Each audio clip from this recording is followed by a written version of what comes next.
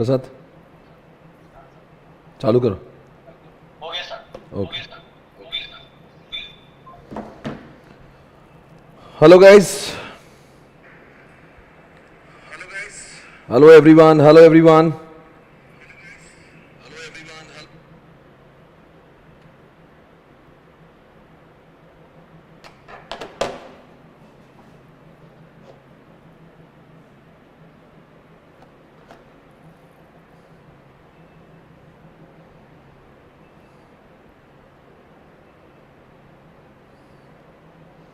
Everybody, let's start. Are you ready, guys? Come on. Wish you all happy Sunday. Wish you all happy Sunday, guys. Okay, आज हम लोग को start करना है वापस से accounts.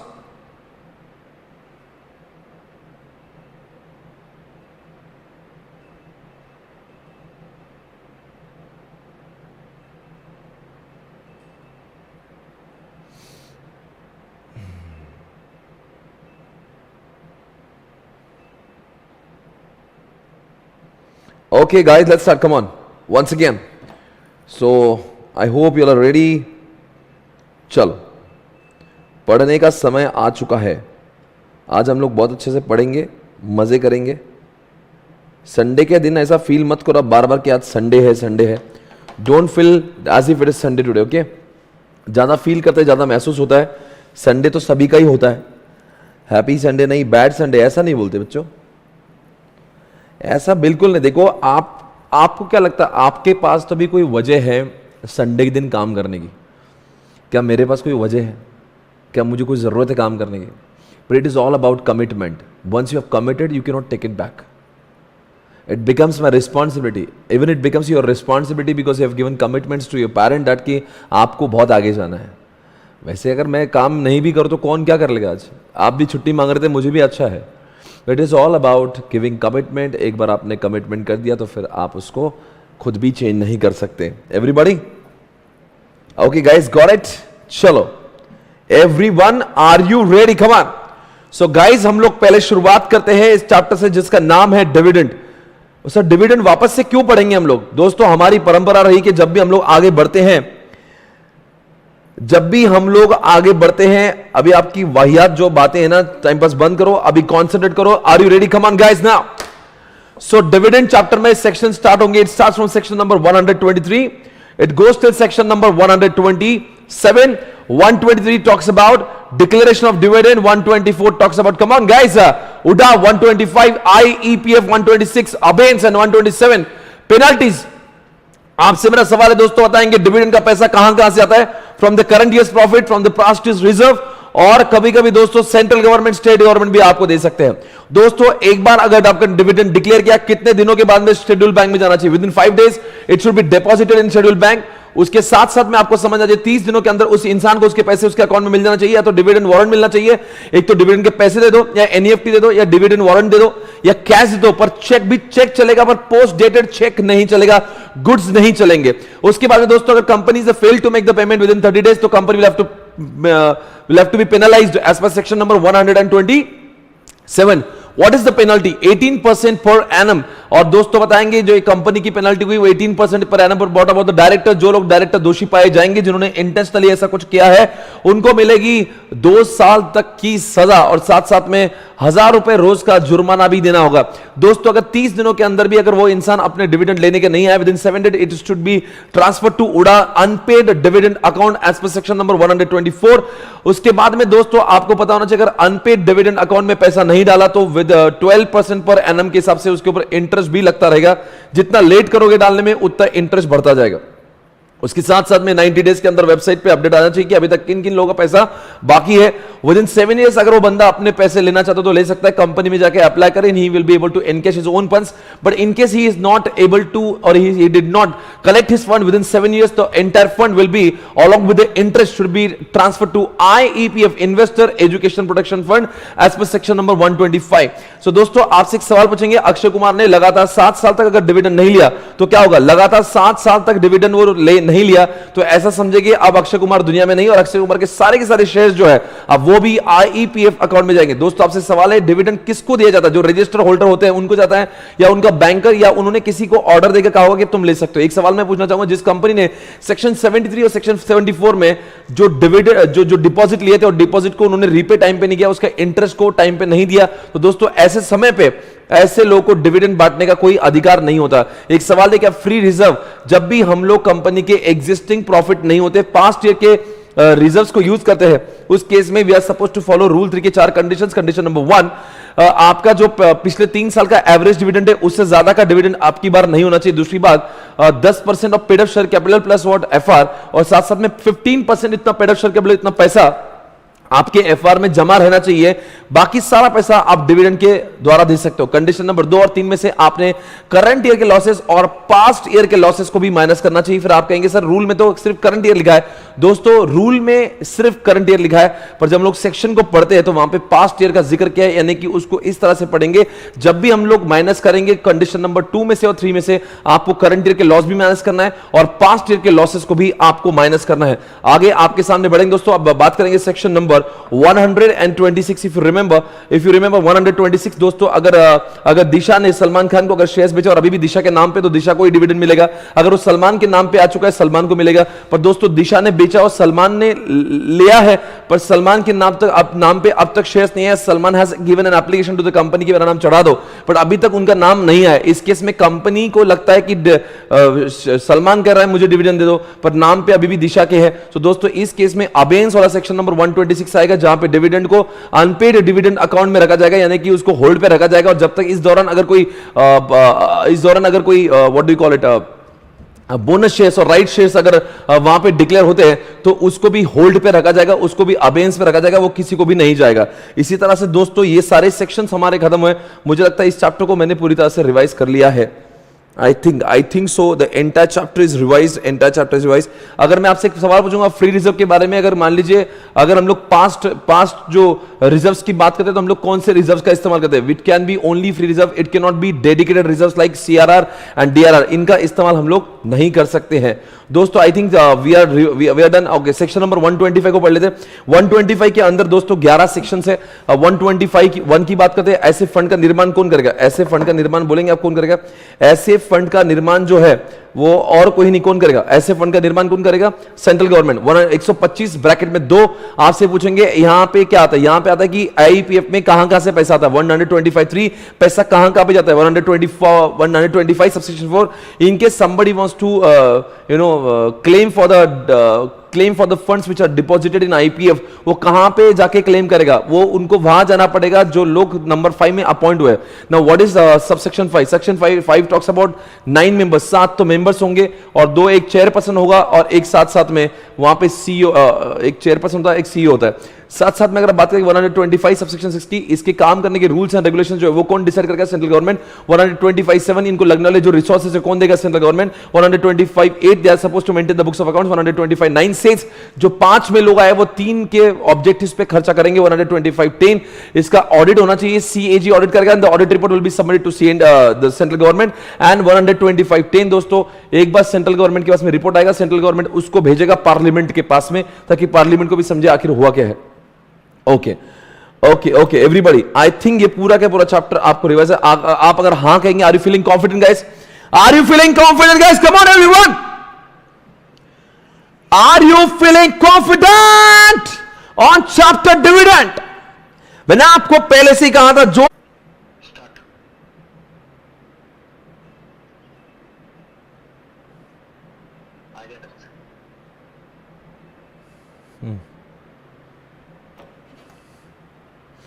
Okay, let's start guys, come on.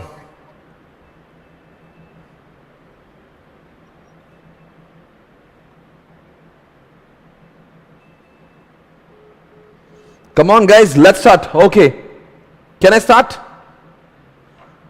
Okay. Now it's time to start section number 121. It goes till section number 138. As you all know, we have seen many sections in this chapter. So come on guys, check it out one more time. और आज इस chapter को वापस से revise करेंगे और आप जानते हैं इस चैप्टर में से 2 ही सेक्शन बाकी है, उसको हम लोग खत्म करेंगे और शायद से इस चैप्टर को आज हम लोग खत्म कर सकते हैं। देखते हैं कितना कुछ हम लोग अभी खत्म कर पाएंगे। तो आप लोग का ध्यान होना चाहिए, मैं उम्मीद कर रहा हूं कि आप लोग का ध्यान लगा है। इस पेज को देखिए दोस्तों, ये सारे सेक्शंस में से हमने कौन से सेक्शंस अब तक कब तक ये सारे सेक्शंस जो है कितने हमने देखे, 128, 129, one is this is over, I think this one is over. ये भी हमारा हो गया, ये हमारा नहीं हुआ, ये चल रहा है, ये नहीं हुआ, ये हो गया, ये हो गया। अगर आप देखेंगे यहां पे तो हमारे आज जो हमारा टारगेट होगा, we'll try to finish ये 135 का जो भी पेंडिंग मैटर वो हमें खत्म करना है, देन 136 हमें खत्म करना है, and then 134 we have to start. Okay, so everybody let's start. I hope you are there guys, come on. आगे बढ़ेंगे, देखते हैं सेक्शन नंबर 128 की बात करेंगे। कितने लोगों को क्या क्या याद है देखना चाहूंगा। 128 is about the books of accounts. Every company is required to maintain the books of accounts. आप सभी जानते हैं they are supposed to maintain the books of accounts, other books as well as the financial statement. They are supposed to maintain the financial statement. Okay, so आपसे मेरा सवाल है, financial statement को कितने साल तक मेंटेन करना जरूरी है? आंसर है फॉरएवर। बुक्स ऑफ अकाउंट्स को सिर्फ 8 सालों के लिए मेंटेन करना जरूरी है। ये 3 चीजें मेंटेन करना है, but while maintaining this 3 things दोस्तों, what you are supposed to keep in your mind, that what you have to keep, that every transaction should have narration. Number 2, वो ट्रू एंड फेयर होना चाहिए। Number 3, वहां पे whenever you do this transaction it should be on the accrual basis and there should be double entry system, वो single entry system नहीं होना चाहिए। आगे बढ़ेंगे दोस्तों, can they keep the books of accounts anywhere in the world? No, they are supposed to keep the books of accounts only at the register office. In case they want to bring those books of accounts to somewhere else, they are supposed to pass board resolution and that too within 7 days they are supposed to inform to ROC। वो भी आपको दोस्तों India के अंदर ही ले जाना allowed होगा। It is a requirement of all the branches, they are supposed to submit the periodical report to the head office। और जितने भी ब्रांचेस है इंडिया में उन्होंने तो देना ही चाहिए, जो बाहर के लोग हैं उन्होंने भी अपना समराइज डेटा हेड ऑफिस में देना चाहिए। बट द क्वेश्चन इज, क्या यहाँ के जो हमारे डायरेक्टर्स हैं वो इंडिया के ब्रांच में जाके डेटा देख सकते हैं? क्या पर्सनली यस। क्या वो इंडिया में बाहर जाके देख सकते हैं? आंसर इज नो, इंडिया के बाहर जाके वो देख नहीं सकते हैं। अगर उनको इंडिया के बाहर जाना, इंडिया के बाहर का जो ब्रांच है उसका अगर डेटा चाहिए उनको, अगर इंडिया के बाहर वालों का डेटा अगर चाहिए तो they are suppose to demand within 15 days, वो सब डेटा उनके पास में आ जाएगा। उसके बाद में क्या are they suppose to, can they maintain the books of accounts in the soft copy? क्या वो टैली जैसे ईआरपी जैसे फॉर्मेट में बुक्स ऑफ अकाउंट्स को रख सकते हैं? Answer is yes. तो पर ये रखते समय they are suppose to follow certain regulation. Number 1, they are not suppose to change the format. Number 2, it should be in eligible form. And number 3, every authorised person should be able to access. Number 4, they are suppose to take the backup. It should be properly stored, it should be properly retrieved. और दोस्तों यहां पे जो उन्होंने लिखा है कि दोस्तों ब्रांचेस का डेटा जब इसके अंदर आएगा, it should not be altered, it should not be change. अगला पॉइंट यार आपके साथ, can they maintain data in cloud system? Cloud समझते हैं, the cloud is the location which is accessible from anywhere in the world. So can they maintain the books of accounts in the cloud so that it can be accessible from any in the world? Yes, they are, it is possible to maintain the books of accounts in the cloud, but they are suppose to inform the name of ISP and the location of server and the security is there on the server. It should be informed to ROC कि हमने इस cloud पे रखा है, ये उनका नाम है, ये वो जगह पे सर्वर्स रखे हुए हैं, दुनिया में कौन से कोपचे में सर्वर पड़े हुए हैं, इन सब की जानकारी आपने ROC को देना चाहिए। अगला सवाल ये रहा कि विजय माल्या क्या किंगफिशर के सब्सिडरी कंपनीज के जाके बुक्स ऑफ अकाउंट देख सकता है? Answer is no. अगर देखना है तो उसको बोर्ड ऑफ डायरेक्टर ने, होल्डिंग कंपनी के बोर्ड ऑफ डायरेक्टर ने रेजोल्यूशन पास करके अनुमति देना चाहिए। दोस्तों शाहरुख खान अगर चाहता है स्वप्निल पाटनी जैसे कोई चार्टर्ड अकाउंटेंट को अपने बिहाफ में भेजे तो ये मुमकिन तभी है जब बोर्ड रेजोल्यूशन पास हो। और आलिया भट्ट चाहती है उसको कोई असिस्टेंस मिले कंपनी के द्वारा, कोई बंदा आके उसको समझाए, तो हाँ ये उसका अधिकार है, उसको समझाने के लिए कोई तो बंदा वहां पे होना चाहिए ताकि उनको समझे कि बुक्स ऑफ अकाउंट्स कैसे मेंटेन हुए और क्या हुआ है। अब बताएंगे दोस्तों, it is the time about, it's time to talk about the punishment. आप लोग जब भी मैं यहां पे रिवीजन करता हूं ना, तो आपने भी मेरे साथ में बोलना है। मैं यहां पे मेरे खुद के रिवीजन के लिए बैठा नहीं हूं। ये if I am asking you, you are suppose to get involve. आपका काम है, आप मुझसे सुन रहे हो, आपने भी साथ में रिवाइज करना है। ये आपके फायदे की बात है, मेरा फायदा नहीं होगा। आप सभी जानते हो जब आप साथ में बोलोगे तो आपको रिकॉल होगा, रिकॉल करने के बाद ही इंसान के जुबान पे आता है, तो रिकॉल होगा, आपके जुबान पर आएगा, वो चीजें आपको बहुत दिनों तक याद रहेगी। वरना दोस्तों सिर्फ सुनने से कुछ नहीं होगा। सुनने की चीजें हो सकता है एक दिन आपके दिमाग से बोल जाए, इसलिए मैं चाहता हूं, मेरी आपकी रिक्वेस्ट है कि आप जब मैं आपसे सवाल पूछता हूं, just make sure you are trying to recall it. तो दोस्तों आप, अगला सवाल आपसे ये रहा, आप बताएंगे पेनल्टीज के बारे में। सो कौन से लोग जिम्मेदार माने जाएंगे अगर books of accounts are not maintain, the financial statement is not maintain, तो क्या होगा? सो दोस्तों, the possibilities, the managing director को प्रॉब्लम, मैनेजिंग डायरेक्टर को पनिशमेंट होगी। दूसरी बात WTD इन फाइनेंस वाले को। तीसरी बात CF, और नंबर 4 कोई भी ऐसा बंदा जो बोर्ड ऑफ डायरेक्टर ने अपॉइंट किया, ये सारे लोग जिम्मेदार माने जाते हैं। पर उनकी पनिशमेंट कितनी होगी? कम से कम 50,000, मैक्सिमम 5 लाख की फाइन उनको हो सकती है दोस्तों। ओके, आगे बढ़ेंगे। इसके सेक्शन के साथ में 129 की बात करें, वी आर, आपको ये याद होगा 129 में कुछ हमारा पोर्शन बचा हुआ है, that will cover it up tomorrow. दोस्तों 129 की बात करेंगे। 129 ये आपको याद करना जरूरी, ये बहुत ही इंपॉर्टेंट स्लाइड आपके सामने है। आप बताओगे दोस्तों फाइनेंशियल स्टेटमेंट कैसे होना चाहिए, फैट जैसे होना चाहिए, F for what form, schedule 3 उसमें होना चाहिए, सभी लोग याद करेंगे। ए से बताएंगे अकाउंटिंग स्टैंडर्ड मेंटेन होना चाहिए, टी से व्हाट, वो ट्रू एंड फेयर होना जरूरी है। Everybody got it? उसके बाद में आपसे मेरा एक सवाल है, आपसे मेरा एक सवाल है, they are supposed to maintain fat, F यानी कि इसका फॉर्म, उसका शेड्यूल फॉलो होना चाहिए, शेड्यूल 3 फॉलो होना चाहिए, A से अकाउंटिंग स्टैंडर्ड, T से व्हाट, उसका it should be true and fair. But this 3 things are not applicable to those 3 companies, that is big को एप्लीकेबल नहीं। B for what? B, what is the meaning of B? B दोस्तों, B यानी कि हमारा banking industry, I से insurance and R for R से हमारा B से बैंकिंग, I से द इंश्योरेंस एंड G से generation of electricity. In 3 companies को ये फैट एप्लीकेबल नहीं है। पर दोस्तों ये फाइनेंशियल स्टेटमेंट के लिए नहीं, ये तो कंसोलिडेटेड फाइनेंशियल स्टेटमेंट के लिए भी आपको फैट को फॉलो करना जरूरी है। F for what? शेड्यूल 3 को फॉलो करना जरूरी है, A से अकाउंटिंग स्टैंडर्ड को फॉलो करना जरूरी है, और साथ साथ में it should be always true and fair. So दोस्तों अगर मान लीजिए ये FS को भी एप्लीकेबल है, CFS को भी एप्लीकेबल है, यानी कि कंपनीज को CFS भी बनाना पड़ेगा। दोस्तों CFS किसको बनाना जरूरी होता है? जिसके पास में सब्सिडी, जिसके पास में JV, जिसके पास में एसोसिएट बहुत सारे होते हैं, उन्होंने इसका कंसोलिडेटेड बनाना चाहिए। पर दोस्तों अगर आप सिर्फ उनकी कंसोलिडेटेड आप फाइनेंशियल फिगर्स ऐड करोगे तो रीडर को यही समझेगा नहीं ये जो सब्सिडीज है वो उसका काम क्या है। इसलिए AOC 1 में उसके कैरेक्टरिस्टिक्स, यानी कि जो भी सब्सिडीज, जो भी JVs आप होती है, जॉइंट वेंचर आपके पास में होती है, उसके कैरेक्टरिस्टिक्स आपको AOC 1 में लिखना जरूरी है। दोस्तों 129 सबसेक्शन 2 की बात करेंगे। ये जितना भी बैलेंस शीट और जितना भी फाइनेंशियल स्टेटमेंट जमा हुआ है, आपने जिस तरीके से फॉलो किया, it is the responsibility of company to it should be laid before the AGM, ताकि हमारे ऑर्गेनाइजेशन के शेयर होल्डर को यह समझे कंपनी ने पिछले साल में क्या गुल खिलाया और क्या काम किए। एक बात मैं आपसे पूछना चाहूंगा दोस्तों यहां पे अकाउंटिंग स्टैंडर्ड के बारे में। Do you think accounting standard को फॉलो करना बहुत जरूरी है? Yes, it is required to follow the accounting standard. What will happen if the accounting standards are not followed?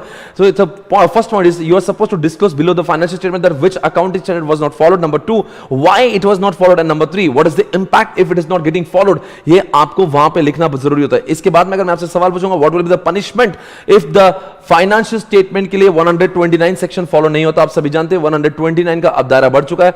129 की पनिशमेंट भी अब अलग हो चुकी है। तो आपके सामने मैं 129 की पनिशमेंट दिखाने जा रहा हूं। ये रहा आपको 129 की पनिशमेंट आपके सामने, just check it out. Sir 129 में हमारा कुछ बचा हुआ है? हाँ जी बचा हुआ है, थोड़ा सा बचा हुआ है, अभी हम लोग कल इसको खत्म करेंगे, आज नहीं। यहां पे क्या लिखा है? जितने भी, बताओ कौन से लोग 129 के हिसाब से एप्लीकेबल, वही जो 128 में थे, कौन से लोग? MD, उसके बाद में WTD finance, number 3 CFO, number 4 कोई भी ऐसा बंदा जो बोर्ड ऑफ डायरेक्टर ने अपॉइंट किया होगा। कितनी सजा होगी? कितना? इनको तो पनिशमेंट भी होगी, पनिशमेंट अप टू 1 ईयर, और जो फाइन लगती है वो कम से कम 50,000, मैक्सिमम 5 लाख रुपए इनको फाइन हो सकती है। यानी कि दोस्तों वंस अगेन जो डायरेक्टर ने गलत काम किया, जिन्होंने फाइनेंशियल स्टेटमेंट को सही नहीं मेंटेन किया, उस केस में आपको फाइन लगेगी कम से कम 50,000, मैक्सिमम 5 लाख रुपए, और इनको पनिशमेंट भी हो सकती है 1 साल तक की। इसी के साथ में सेक्शन नंबर 129 भी खत्म हुआ। It's time to talk about section number, बोलते नहीं बन रहा, okay, it's time to talk about section number 130। दोस्तों 130 एंड 131 में अगर आपसे मैं पूछूंगा तो व्हाट इज द डिफरेंस? 130 में भी बुक्स ऑफ अकाउंट्स रीओपन होते हैं, 131 में भी बुक्स ऑफ अकाउंट्स ओपन होते हैं। तो दोस्तों दोनों में क्या डिफरेंस है? 130 में it is done by somebody has requested to the central, somebody has requested to NCLT, like SEBI कह रहा है, इनकम टैक्स डिपार्टमेंट कह रहा है, या SFIO कर रहा है, या अदर कोई भी रेगुलेटरी बॉडी कर रही है कि एक काम करो, इस बंदे ने गलत काम किया है, उसके बुक्स ऑफ अकाउंट्स को खोलना जरूरी है। 130 की बात है। What is section number 131? 131 में किसी ने कहा नहीं, हम अपने खुद से, यानी कि बोर्ड ऑफ डायरेक्टर को ये फील होता है कि company has not followed section number 129 properly, company has not followed section number 134 properly, इसलिए वो एनसीएलटी के पास जाते हैं और एनसीएलटी को बोलते हैं, हे एनसीएलटी प्लीज अलाउ करो कि हम लोग इसको बुक्स ऑफ अकाउंट्स को रीओपन कर सके। What is the one more difference between 130 and 131? 130 में आप 8 साल तक पीछे जा सकते हो, या कोई भी और भी अगर ज्यादा दिन के लिए बुक्स ऑफ अकाउंट्स मेंटेन करने का रखा हुआ तो उतने साल तक पीछे जा सकते हो। पर रही बात 131 में हम अगर रीओपन कर रहे हैं रहे हैं तो रीओपन करते समय आप मैक्सिमम और मैक्सिमम सिर्फ 3 साल तक ही पीछे के बुक्स ऑफ अकाउंट्स और फाइनेंशियल स्टेटमेंट को रीओपन कर सकते हो। ओके, उम्मीद है आप सभी लोग मेरे साथ में, उम्मीद है आप सभी लोग मेरे साथ में। Everybody come on, I hope you are ready, everybody is able to understand what I am saying. Okay everyone, okay everyone come on, let's start. So दोस्तों, it's time to talk about section number 130 में अगर आपको ये image याद होगी तो please इसको go through करेगा, इसको देखिए और फिर हम लोग आगे बढ़ते हैं।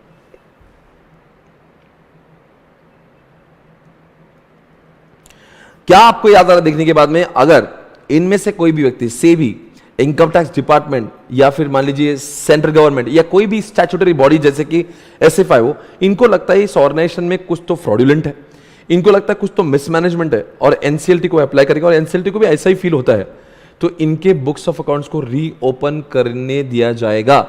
दोस्तों एक सवाल मैं पूछता हूं, क्या इसका मतलब क्या सेबी और इनकम टैक्स डिपार्टमेंट किसी के बुक्स ऑफ अकाउंट्स पर डाउट आने के बाद में खुद खोल सकते नहीं? वो आरओसी के पास में जाएंगे, आरओसी को बोलेंगे हमको इनके बुक्स ऑफ अकाउंट्स वापस से खोलना है, वो बोलेंगे अलाउड नहीं, तब एक काम करो तुम एनसीएलटी की परमिशन लेकर आओ। यानी कि unless and until NCLT is getting the NCLT is giving the approval, this bodies will not be able to reopen the books of accounts. And the one more question is that अगर ये लोग किसी भी हालात में जब भी कोई अपना निर्णय सुनाते हैं, NCLT while giving the judgment should give opportunity of being heard, यानी कि एक बार अपने आप को रिप्रेजेंट करने का मौका सेबी को, इनकम टैक्स डिपार्टमेंट को, एसएफआईओ को, सेंट्रल गवर्नमेंट को देना चाहिए। इसी के साथ में सेक्शन नंबर 130 भी हमारा हो गया। ओके, उम्मीद है आप सभी को ये सारे सेक्शन याद आ रहे हैं। मेरा एक बार सवाल है आपको, इस सेक्शन नंबर 131 की बात करेंगे। दोस्तों 131 में अगर मुकेश अंबानी जैसे कोई डायरेक्टर को लगता है कि company has not followed section number 129 and company has not followed 134 और फिर भी उसके बगैर भी, यानी कि 134 में बोर्ड ऑफ डायरेक्टर का रिपोर्ट बनता है, 129 में फैक्ट फॉलो करो ऐसा लिखा होता है और वो फॉलो करे बगैर ही हमने फाइनेंशियल स्टेटमेंट सबमिट कर दिया। बोर्ड ऑफ डायरेक्टर को ऐसा बाद में महसूस आ रहा है अपन ने जो सबमिट किया था, फॉर एग्जाम्पल अभी 21-22 चल रहा है, तो 20-21 में या फिर मान लीजिए 19-20 में या फिर 18-19 में, इन तीनों साल तक के कोई भी बुक्स ऑफ अकाउंट में उसको लगता है कि कुछ उससे गलती करी है, तो वो वहां पे जाके उसको अप्लाई कर सकता है। 3 साल तक के पीछे के बुक्स ऑफ अकाउंट्स को रीओपन किया जा सकता है। बट द पॉइंट इज ये मुकेश अंबानी ये सारा काम खुद से नहीं कर सकता। He has to make an application to NCLT. NCLT को लगना चाहिए कि हाँ इसी कोई गलत इंटेंशन है, और मोर ओवर एनसीएलटी सब कुछ हाँ कहने से पहले वापस से इनकम टैक्स डिपार्टमेंट से भी को पूछ सकता है कि मुकेश अंबानी ऐसा कुछ कर रहा है कि कोई आपको आपत्ति नहीं कही, आपत्ति तो नहीं कही, ऐसा तो नहीं ये आपके डर की वजह से ऐसा कुछ हो रहा है, तो उनको भी एक बार इसको इन्फॉर्म करना जरूरी है। ओके, देखते कितने लोगों को, मैं पूछना चाहूंगा कितने लोगों को जवाब आ रहा है। एवरीबॉडी क्या आपको जो सेक्शंस हमने अभी तक लिए 129, 130, 131, 128, are you able to recall everything? Are you able to recall everything? Come on guys, मुझे आपका जवाब आना चाहिए। आपको याद आ रहा है, समझ आ रहा है? क्या रिवीजन में लूं या नहीं लूं? Should I take the revision? Should I take the revision? क्या रिवीजन लेने से आपका फायदा हो रहा है? टाइम पास, अगर टाइम पास हो रहा है तो मैं बंद करता हूं। अगर आप वहां पे घर पे नहीं बोल रहे तो मैं बंद करता हूं। मुझे इतनी कोई मस्ती नहीं कि मैं आपको बार बार बोलता हूं, मुझे शौक नहीं चढ़ा है कि इन्हीं चीजों को मैं बार बार बोलता हूं। मेरा कोई टाइम पास करने के लिए मैं आपके बीच में बैठा नहीं हूं। यहाँ पे आपको याद आना चाहिए, आपको रिकॉल होना चाहिए। मुझे ये पूरा बात का पूरा यकीन है कि आप घर पे जाने के बाद में वापस को पढ़ोगे नहीं, इसलिए आपकी सेवा में मैं बार बार करता हूं। ये आपका मैं टाइम वेस्ट नहीं कर रहा हूं यहाँ पे।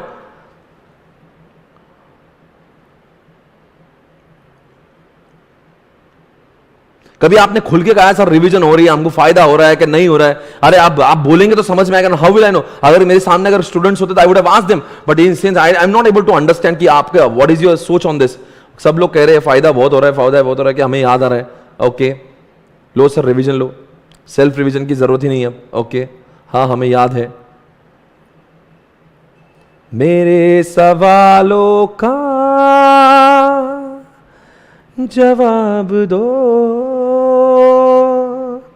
दो ना, मेरे रंग में रंगने वाली परी हो या हो। ओ हो बहुत ही ज्यादा फायदा हो रहा है सर। होता है सर, बहुत ही अच्छे से होता है। हरदम लेते रहो रिवीजन। बोल रहे हैं हम भी सर, ऐसा नहीं आपको क्या लग रहा हम जवाब नहीं दे रहे? ऐसा मत सोचो, हम भी आपके साथ में, हम भी जवाब देते हैं। मेरे सवालों का जवाब दो ना। चलो गैस, ओके बहुत ही अच्छा लगा। आप जब रिप्लाई करते हो तो लगता है कि मेरे साथ में कोई है, वरना ऐसे लगता पूरी क्लासरूम खाली है, मेरे सामने क्या मेरा और मैं इसके सामने अकेले बात कर रहा हूं। सो प्लीज गाइस, आपके आपके जवाब आते रहना चाहिए। सवाल क्या है बेटा, सवाल मैं पूछ रहा हूं। My question is guys, come on, it's time to talk about section number 133। दोस्तों 133 में हम लोग नफरा के बारे में कुछ बात करते हैं। अगर 129 सेक्शन कहता है कि अकाउंटिंग स्टैंडर्ड को फॉलो करना जरूरी है, my question is accounting standard को फॉलो करना जरूरी है, बट अकाउंटिंग स्टैंडर्ड कौन बनाता कौन है? आप सभी जाने आईसीआई अकाउंटिंग स्टैंडर्ड को बनाता है, पर वो अकाउंटिंग स्टैंडर्ड पहले एक बार हमारी नफरा यानी कि नेशनल फाइनेंशियल रिपोर्टिंग अथॉरिटी उसको वेरीफाई करती है, उसको वेरीफाई करती है, उनके रिकमेंडेशंस देती है, उसके रिकमेंडेशन को आईसीआई फॉलो करती है और बाद में सेंट्रल गवर्नमेंट उसको पब्लिक में लेकर आती है by publishing in what official gazette. So देवी और सज्जनों, ऑफिशियल गैजेट में पब्लिश किया जाता है बाकायदा इसको। I hope you are understanding. So पहली बात आप याद रखें, पहले जब नफरा नहीं था, अभी देखो बच्चों 2013 में ये एक्ट आया, 2018 में नफरा आया। सो दोस्तों तब तक हम लोग किसके अकाउंटिंग स्टैंडर्ड फॉलो करेंगे? सो दोस्तों 129 में लिखा था अकाउंटिंग स्टैंडर्ड ऑफ नफरा फॉलो करो, पर अभी तक क्या हुआ, 5 सालों में नफरा आया नहीं था। नफरा आया एक्ट आने के 5 साल बाद, तो लोग कंफ्यूज हो गए, साहब आपने तो कहा नफरा के अकाउंटिंग स्टैंडर्ड फॉलो करो, but the problem is the NFRA was not established till 2018। आप सभी जानते हो आईएलएफएस के कांड के बाद में, आप सभी जानते हो पंजाब नेशनल बैंक के कांड के बाद में इसको लाया गया, नफरा को लाया गया। इसलिए कहा गया कि 2013 से लेकर 18 तक जो लोग दुविधा में थे उन लोग को यह समझना चाहिए कि जो अकाउंटिंग स्टैंडर्ड पहले नैक यानी कि नेशनल एडवाइजरी कमेटी ने जो अकाउंटिंग स्टैंडर्ड को अप्रूव किया था, उन्हीं अकाउंटिंग स्टैंडर्ड को फॉलो किया जाए जब तक नफरा नहीं आ जाता। ओके, वेरी गुड, आप लोग जवाब देते रहिएगा, मेरे साथ में बने रहिएगा। दोस्तों अगला सवाल आपके सामने ये रहा। अब दोस्तों 135 की बात करेंगे, 134 की, 32 की में बात करना है। अगर आपको याद होगा 132 हमने किया हुआ है, देखते हैं 32 कितने लोगों को याद आ रहा है। आप सभी जानते हो हमने नफरा के बारे में कुछ पढ़ा है। 133 ने कहा कि अकाउंटिंग स्टैंडर्ड कैसे बनाए जाते हैं, वहां पे नफरा का जिक्र हुआ था। पर दोस्तों 132 टॉक्स अबाउट नफरा की नफरा कौन है, नफरा में कितने लोग होते हैं, नफरा के अधिकार क्या है, नफरा का एग्जैक्टली कामकाज क्या है। तो आपसे मैं एक सवाल पूछना चाहूंगा दोस्तों, नफरा के काम क्या है? नफरा का काम है अकाउंटिंग स्टैंडर्ड को अप्रूवल देना, उसको ऑडिटिंग स्टैंडर्ड को अप्रूवल देना, यानी कि अकाउंटिंग स्टैंडर्ड और ऑडिटिंग स्टैंडर्ड जो आईसीआई बनाते हैं उसको चेक करना, उनको वेरीफाई करना, उसको रिकमेंडेशन देना, ये नफरा का पहला काम। दूसरी बात, देश के जितने भी चार्टर्ड अकाउंटेंट है उनका क्वालिटी ऑफ सर्विस अच्छा है क्या नहीं अच्छा है वो चेक करना। और नंबर चौथी बात, जो बड़े बड़े कॉर्पोरेट से जहां पे झोल होते हैं उन झोल में वो जाके इन्वेस्टिगेशन भी करता है, ऐसा नफरा है। दोस्तों नफरा का जो पावर है वो आईसीआई के भी ऊपर है। इसलिए जब नफरा वॉज इंट्रोड्यूस आईसीआई को बहुत दर्द होता कि why NFRA is getting introduce, because उनके सर पे भी कोई और आ चुका था। इसलिए नफरा का बहुत कंट्रोल है कि जितने हमारे चार्टर्ड अकाउंटेंट्स अगर गलत काम करे ना तो वो उनको सजा भी दे सकते हैं, उनको फाइन भी दे सकते हैं। हमने केपीएमजी के केस में भी देखा, जहां पे आईएलएफएस का कांड हुआ था, जहां पे दोस्तों पीएनबी का कांड होता, ऐसे जगह पे जो चार्टर्ड अकाउंटेंट जिन्होंने झूठी बैलेंस शीट साइन करी थी उनको भी सजा देने का काम कहीं हद तक नफरा ने किया होता। नफरा दोस्तों बहुत ही ज्यादा पावरफुल बॉडी है। आपके सामने नफरा की काम मैंने समझा दिया था आपको। आप देखते हैं, आपके सामने मैं कुछ पूछना चाहूंगा।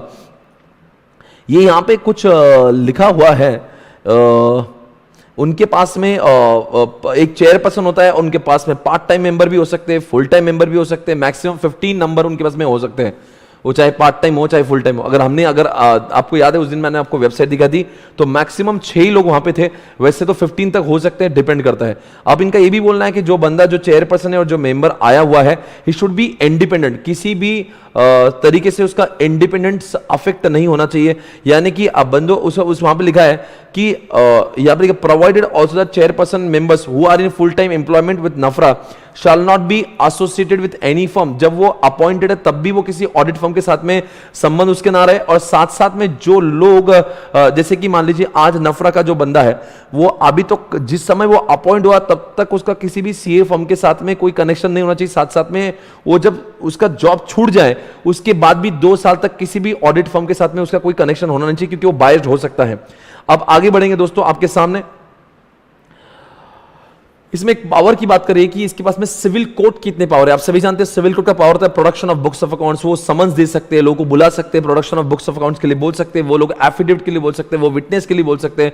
ये सारे पावर जो कोर्ट को दिए जाते हैं उतने सारे पावर्स नफरा को भी दिए गए हैं, आप याद रखिए। उसके बाद में ये भी कहा है कि नफरा जब किसी जगह पे इन्वेस्टिगेशन करना है तो नफरा बोलते हैं हम है, बाकी सब पानी का मैं। जब मैं आया हूं तो तब सबकी छुट्टी हो जाएगी। जब मेरा काम चल रहा है किसी ने भी बीच में आना चाहिए, बिकॉज मैं सबसे ज्यादा ऊपर। अगर मान लो वो इनकम टैक्स डिपार्टमेंट कुछ चेक कर रहा है या सेबी कुछ चेक कर रहा है, सीआईडी, उनको बोलेंगे भाई तुम रुको मैं आ चुका हूं, आगे बात करेंगे। दोस्तों आपके सामने ये रहा, कितनी फाइन लगा सकते हो। अगर वो इंडिविजुअल है तो उसकी फाइन वो 1 लाख रुपए भी ले सकते हैं और जितना फीस इंडिविजुअल ने रिसीव किया उसका 5 टाइम्स भी वो लगा सकते हैं। और फर्म की बात है, कम से कम उनको 5 लाख रुपए लग सकते हैं और जितनी फर्म की रेवेन्यू है उसके रेवेन्यू का 10 टाइम भी उनको लगा सकते हैं। इंडिविजुअल को 5 टाइम्स और फर्म को 10 टाइम भी लगाया जा सकता है। किसका? जितना रेवेन्यू उस फर्म का है उसके 10 गुना, इंडिविजुअल का जितना रेवेन्यू है उसका 5 गुना। और कम से कम कितना है? इंडिविजुअल के केस में 1 लाख और पार्टनरशिप के केस में 5 लाख रुपए लग सकते हैं। इतना फाइन लगाने का अधिकार नफरा को दिया है दोस्तों, बहुत बड़ी फाइन है। साथ साथ में नफरा को अधिकार की उनके सीओपी को वो 10 साल के लिए डीबार कर सकते हैं, 10 सालों तक के लिए। आप समझने की कोशिश करिए कि being appointed as an auditor, और इंटरनल ऑडिटर भी अगर कोई है, कोई ऑडिटर भी अपॉइंट हुआ है, तो दोस्तों उनको डिबार्ट करने का अधिकार भी दिया है। 6 मंथ से लेके 10 साल तक के लिए उनका सीओपी कैंसिल करेंगे, यानी उनकी जिंदगी बर्बाद कर देंगे दोस्तों, बर्बाद। ओके, आगे बढ़ेंगे। अपील अगेंस्ट नफरा, अगर आपको नफरा से खुशी नहीं है, you are a chartered accountant firm, आपके खिलाफ बहुत ही नफरा ने बड़ा एक्शन लिया, now you want to cry, where will you go? You can go to appellate tribunal. Meeting of NFRA, अब कितने बार मीटिंग लेना चाहिए तो रूल्स में दिया होगा। सेक्रेटरी और अदर एम्प्लॉयज को भी सेंट्रल गवर्नमेंट अपॉइंट कर सकता है, इन पार्ट टाइम मेंबर्स के लिए, इन फुल टाइम मेंबर्स के लिए, और चेयरपर्सन के लिए हेल्प करने के लिए सेक्रेटरीज और एम्प्लॉयज को भी अपॉइंट सेंट्रल गवर्नमेंट कर सकता है। हेड ऑफिस का दिल्ली में, even they are supposed to maintain the books of accounts because they are getting lots of funds from the public, lots of funds from the government, so they are supposed to maintain the books of accounts। ना कि सिर्फ books of accounts maintain होना चाहिए, उन्होंने जैसा CNAG ने कहा है वैसे उन्होंने बुक्स ऑफ अकाउंट्स को मेंटेन करना चाहिए। और मोरओवर उन्होंने जो ऑडिट करना चाहिए, the audit shall be done by CNAG and the audit report shall be submitted to the central government, और सेंट्रल गवर्नमेंट रिव्यू के वास्ते पार्लियामेंट को भी दे सकता है। आगे आपने समझा होगा। ओके, तो साथ साथ में एनुअल रिपोर्ट की बात करते हैं कि पूरे साल भर में इन्होंने क्या क्या काम किया, नफरा ने पूरे साल भर में क्या कुछ काम किया। तो ये नफरा ने अपना एक एनुअल रिपोर्ट भी बनाना चाहिए, जैसे कंपनी अपना एनुअल रिपोर्ट बनाती है वैसे नफरा ने भी अपना एक एनुअल रिपोर्ट बनाना चाहिए। और एनुअल रिपोर्ट बनाने के बाद में और साथ साथ में जो अभी ऑडिट रिपोर्ट है, तो both shall be submitted to the central government, और सेंट्रल गवर्नमेंट बाद में इसको पार्लियामेंट के सामने रखती है। ये भी आपने पहले ही पढ़ा था। अब दोस्तों एक सवाल है, ये मैंने आपको उस दिन बताया था, यहां पे कुछ मैटर मैंने आपको पेन से लिखवाया था क्योंकि यहां पे 2 पॉइंट मिसिंग थे। आप बताएंगे ये जो इन्वेस्टिगेशन जो होता है, जनरली जो इन्वेस्टिगेशन जो होता है फ्रॉड का होता है, फ्रॉड का इन्वेस्टिगेशन करने के लिए क्या वो हर कोई फ्रॉड का इन्वेस्टिगेशन करेंगे? जी नहीं। वो अगर आपको लग रहा है कि हर कोई चार्टर्ड अकाउंटेंट फर्म का जा जाके ऑडिट करेंगे, इन्वेस्टिगेशन, ऐसा नहीं होता। बड़े बड़े कंपनीज का नहीं, बड़े बड़े कंपनीज के जो ऑडिटर होते हैं, बड़े बड़े कंपनीज के जो ऑडिटर होते हैं उन्हीं को ही वो निशाना बनाते हैं, बिकॉज बड़े बड़े फ्रॉड बड़े कंपनीज के होते हैं, इसलिए बोलते हैं लिस्टेड कंपनी के चार्टर्ड अकाउंटेंट को वो इन्वेस्टिगेट कर सकते हैं। एक बार यहां पे लिखा है, देखो यहां पे लिखा है, यहां पे चाहे वो क्वालिटी ऑफ सर्विस की बात हो, चाहे वो इन्वेस्टिगेशन की बात हो, वो आप कहेंगे नफरा के हर कोई छोटी से छोटी चार्टर्ड अकाउंटेंट फर्म को जाके चेक करेगा? Answer no.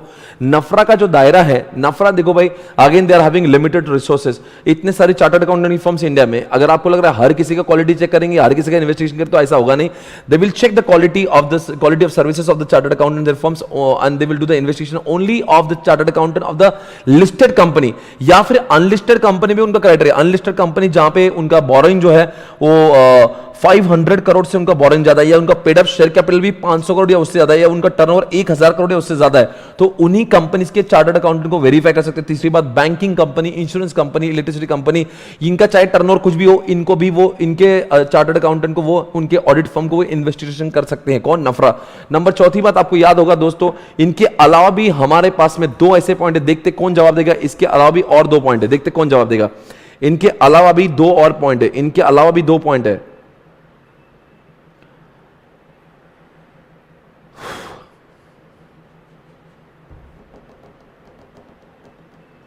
बिल्कुल किसी ने कहा है listed company, unlisted company, the public interest, foreign, बिल्कुल कह रहे, बिल्कुल सही कह रहे हैं। इसके अलावा भी अगर सेंट्रल गवर्नमेंट को लगता है कि पब्लिक इंटरेस्ट में किसी ऑडिट फर्म का इन्वेस्टिगेशन होना चाहिए, तो वो पब्लिक इंटरेस्ट में किया जा सकता है। और लास्ट में पॉइंट है दोस्तों कि जिसका जो ऐसे आप जानते हैं कि एक पॉइंट है जिसका हम foreign subsidy whose income net worth more than 20%, याद है आपको? कुछ कोई फॉरेन सब्सिडी है, आपकी सब्सिडी इनकॉर्पोरेटेड इंडिया के आउटसाइड में है दोस्तों, उनका जो बिजनेस है, मान लो जो रिलायंस के कोई ऐसी दुबई में कंपनी है, रिलायंस का टोटल टर्नओवर है और ये टोटल इनकम 100 है, पर उधर का जो टर्नओवर है, उधर का इनकम है वो 20 है, उससे ज्यादा है, यानी कि it is more than 20% of the total net worth.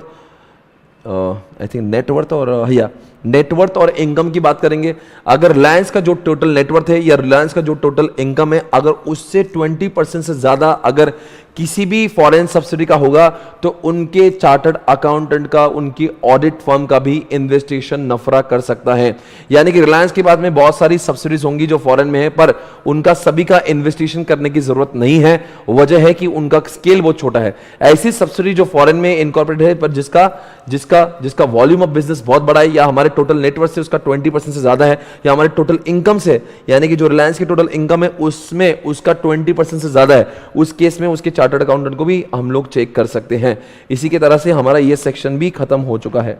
Okay, तो बताएंगे दोस्तों 5 कंपनीज का इन्वेस्टिगेशन और 5 कंपनीज और 5 क्या बोलते हैं उसका इन्वेस्टिगेशन करने के लिए नफरा कौन से। नंबर 1, एक तो लिस्टेड कंपनी की ऑडिट फर्म, एक तो अनलिस्टेड जहां पे turnover is more than 100 crore, या फिर बोरोइंग 500 करोड़ से ज्यादा है, और तीसरी बात उनका paid up share capital is more than 500 crore, या फिर banking, insurance, electricity. Number 4, public interest में सेंट्रल गवर्नमेंट किसी का भी इन्वेस्टिगेशन करने के लिए नफरा को बोल सकता है। लास्ट में फॉरेन सब्सिडी, टोटल हमारी जितनी इनकम है, टोटल हमारी जितनी नेटवर्थ है, या टोटल हमारा जितना इनकम होगा उसका 20% से ज्यादा अगर उस फॉरेन सब्सिडी का, तो उसका भी इन्वेस्टिगेशन होना जरूरी है।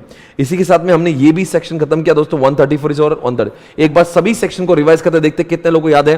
वो start from section number 123। 123 is what declaration of dividend, 124 is what Uda, 125 is what the IEPF, 126 abeyance, 127 penalty, 128 the books of accounts, 129 financial statement, 130 is reopening by जहां पे सेबी ने बोला हो या किसी और ने बोला। 131 इज वॉलंटरी रीओपनिंग, 132 इज नफरा का एस्टैब्लिशमेंट, 133 अकाउंटिंग स्टैंडर्ड नफरा बनाता है, एंड 134 अभी जो हम लोग पढ़ने वाले हैं इसके बाद बोर्ड ऑफ डायरेक्टर का रिपोर्ट। 135 इज CSR, 136 जो आज मैं पढ़ाऊंगा कि मीटिंग के 21 दिन पहले हमने एनुअल रिपोर्ट, हमने फाइनेंशियल स्टेटमेंट, बोर्ड रिपोर्ट सब कुछ शेयर होल्डर को भेजना चाहिए। 137 में कहते हैं मीटिंग होने के 30 दिनों के अंदर हमने ROC में सबमिट करना चाहिए, और 138 कहता है इंटरनल ऑडिटर कैसे अपॉइंट होता है। आप सभी लोग एक बार सारे सेक्शन को रिवाइज करेंगे, मुझे जानना है आपको सारे सेक्शन याद है क्या नहीं।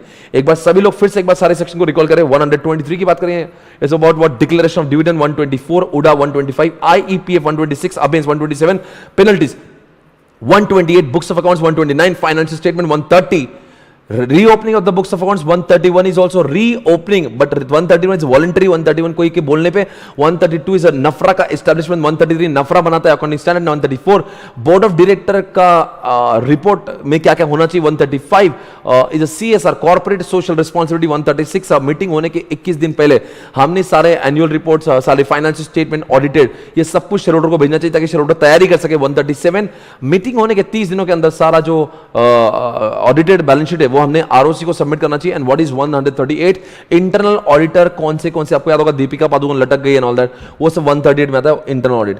देखते कितने लोग जवाब देंगे, कितने लोग जवाब देंगे। सभी लोग मेरे साथ में कमेंट बॉक्स में एक बार सभी लोग का मुझे वॉइस नोट आना चाहिए। बहुत दिन से मैंने आपको प्राइज नहीं दिया, आप देखते कितने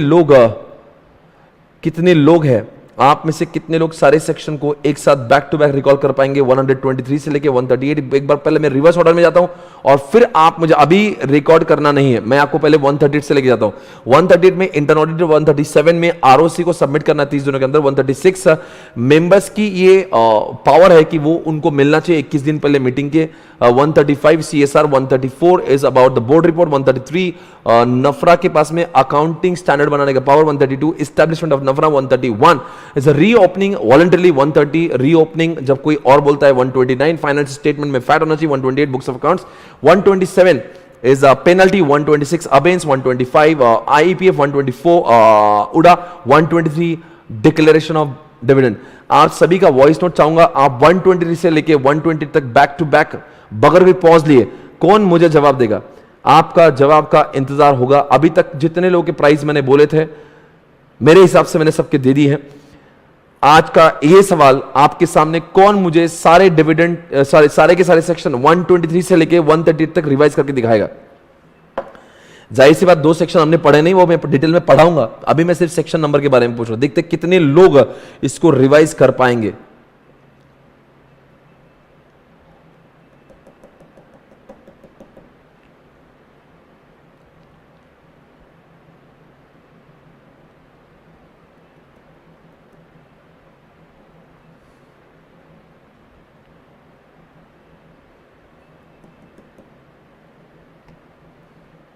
अभी तक कोई जवाब मुझे प्राप्त नहीं हुआ, देखते हैं कितने लोग जवाब दे रहे हैं। ओके ओके, बहुत लोगों के जवाब आ रहे हैं मेरे पास में।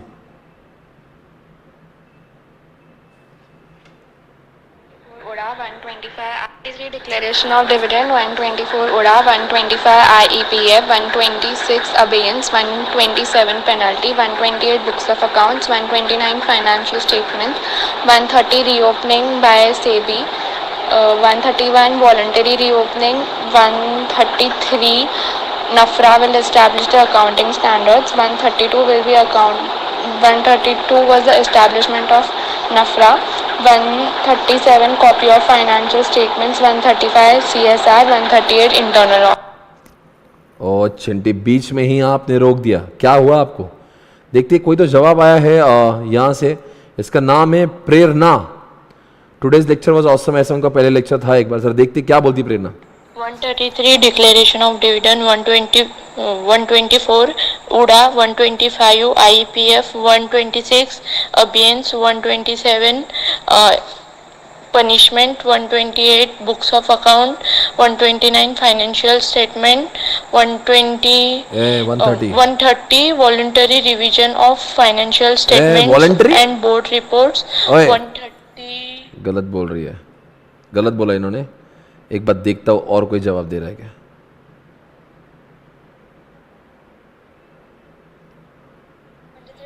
Talks about declaration of dividend, 124 talks about UDA, 125 talks about Investor Education Protection Fund, 126 talks about abeyance, 127 punishment, 128 books of account, 129 financial account, and 130 reopening, 131 voluntary reopening of books, 132 talks about NAFRA establishment, 133 accounting standards of NAFRA, 134 board report, 135 CSR, 136 right of 136 auditors, 137 financial statements, 138 internal audit।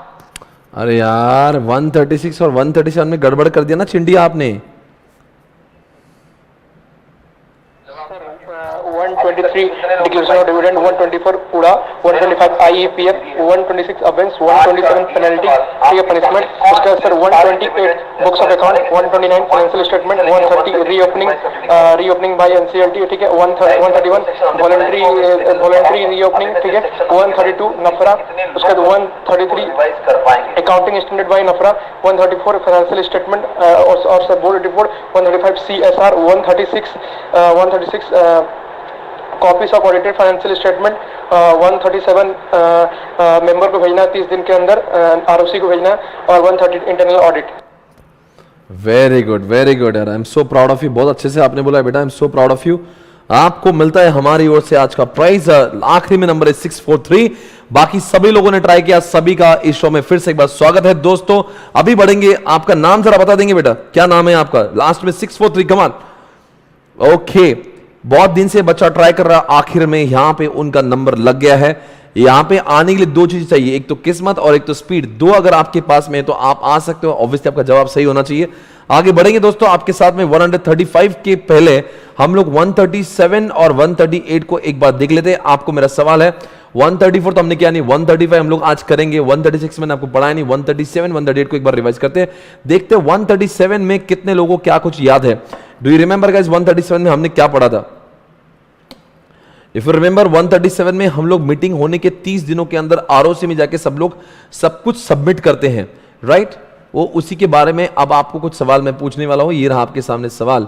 दोस्तों ये वाली PPT आपको सबसे ज्यादा याद रहना चाहिए। 137 में इतना ही अगर करोगे तो आपका 137 मैक्सिमम खत्म हो जाता है। As soon as the meeting is taken place within 30 days you are suppose to submit audited financial statement to ROC. Number 2, अगर मीटिंग भी हुई मीटिंग हुई अडॉप्ट होने के बाद में 30 दिन के अंदर, पर मीटिंग हुई पर अडॉप्ट ही नहीं हुआ, तो अनअडॉप्टेड प्रोविजनल बैलेंस शीट अपने मीटिंग होने के 30 दिनों के अंदर आपने आरओसी को सबमिट करना चाहिए। पर जिस दिन एक्चुअल में मीटिंग होगी, एडजन मीटिंग होगी, जहां पे चीजें अप्रूव होगी, उसके बाद भी 30 दिनों के अंदर आपको आरओसी में सबमिट करना पड़ेगा। और लास्ट में मीटिंग ही नहीं हुई तो अडॉप्ट ही नहीं होगा, मीटिंग ही नहीं तो अडॉप्ट ही नहीं होगा। तो उस केस में भी आपको जो प्रोविजनल है, आपने 30 दिनों के अंदर मीटिंग जिस दिन होल्ड करना चाहिए थी, उसके 30 दिनों के ऐसा लिखा within 30 days of the meeting should have been held, it should be submitted to ROC. पर दोस्तों आपको यहां पे ये भी बताना पड़ेगा आरओसी को कि what was the reason behind not conducting the meeting, ये सब बातें कही थी। अब दोस्तों यहां पे मैंने आपको पढ़ाते समय ये भी कहा था, आप याद रखिए, अगर मान लीजिए जिस कंट्री के अंदर, देखो बच्चों, फाइनेंशियल स्टेटमेंट सब्सिडरी के भी मेंटेन होते हैं, जिस कंट्री में सब्सिडरी का जो फाइनेंशियल स्टेटमेंट है वो ऑडिटेड ही नहीं है, तो आपका मानना है कि उसको एक काम करो, अनऑडिटेड भी सबमिट कर सकते हो, नो प्रॉब्लम। पर अगर उधर की लैंग्वेज चाइनीज है, उधर की लैंग्वेज जापानीज है, तो आपने उसको इंग्लिश में कन्वर्ट करना चाहिए, उसके बाद ही आप उसको अपलोड कर सकते हो, ये आपने समझना है। ओके, उज्जवल कुमार भगत, आपको बहुत बहुत शुभकामनाएं हमारी ओर से, आज का पहला प्राइज आप जीत चुके हो। ओके, तो ये दोस्तों 137 भी हमने खत्म किया। पर अगर मैं बात करता हूं वहां पे फाइलिंग बाय 1% कंपनी, अब दोस्तों 1% कंपनी में तो आप जानते हैं कोई एजीएम तो होता ही नहीं, तो 1% कंपनी में दोस्तों आपको समझना है, जिस दिन हमारा फाइनेंशियल ईयर खत्म होगा उसके 180 डेज के अंदर हमने फाइनेंशियल स्टेटमेंट आरओसी, याद रखिए ओपीसी के केस में एजीएम होती नहीं है, इसलिए जिस दिन भी हमारा फाइनेंशियल ईयर खत्म हुआ उसके 180 डेज के अंदर the report shall be submitted to what, ROC.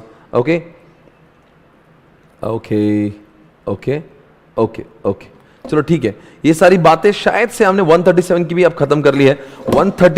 138 को मैं पढ़ना चाहूंगा आपके सामने। 138 आप जानते हैं ये बहुत छोटा सा सेक्शन, आपके सामने इतनी पीपीटी पढ़ेंगे, आपका 138 भी रिवाइज हो जाएगा।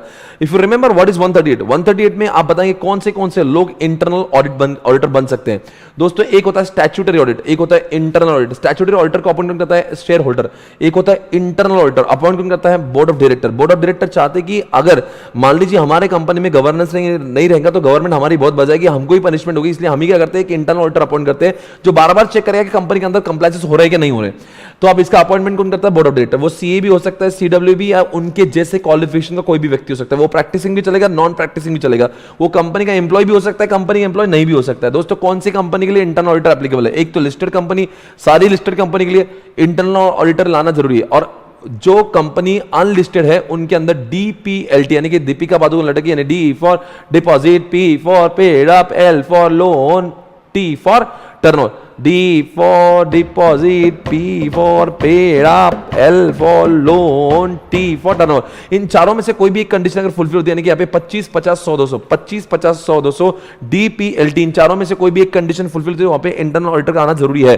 पर जो ऑर्गेनाइजेशन दोस्तों अगर मैं बात करूंगा प्राइवेट लिमिटेड है तो उसको सिर्फ LT लटक गई फॉलो होना चाहिए। L फॉर व्हाट, प्राइवेट में दीपिका नहीं, LT आएगा, लटक गया, L से लोन, T से टर्नओवर। 100 करोड़ 200 करोड़ दोनों में से कोई भी कंडीशन फुलफिल हो जाती है तो वहां पे आपको इंटरनल ऑडिटर को लाना बेहद जरूरी है। दोस्तों अगर जिस दिन ये लॉ आया और उस दिन तो ऑर्गेनाइजेशंस के पास में इंटरनल ऑडिटर नहीं थे, तो उनको 6 महीने का समय दिया था इंटरनल ऑडिटर का जुगाड़ करने के लिए। ओके ओके दोस्तों, सेक्शन नंबर 138 भी हमारा खत्म हो चुका है। I hope everyone is ready for the next section, section number 135। Section number 135,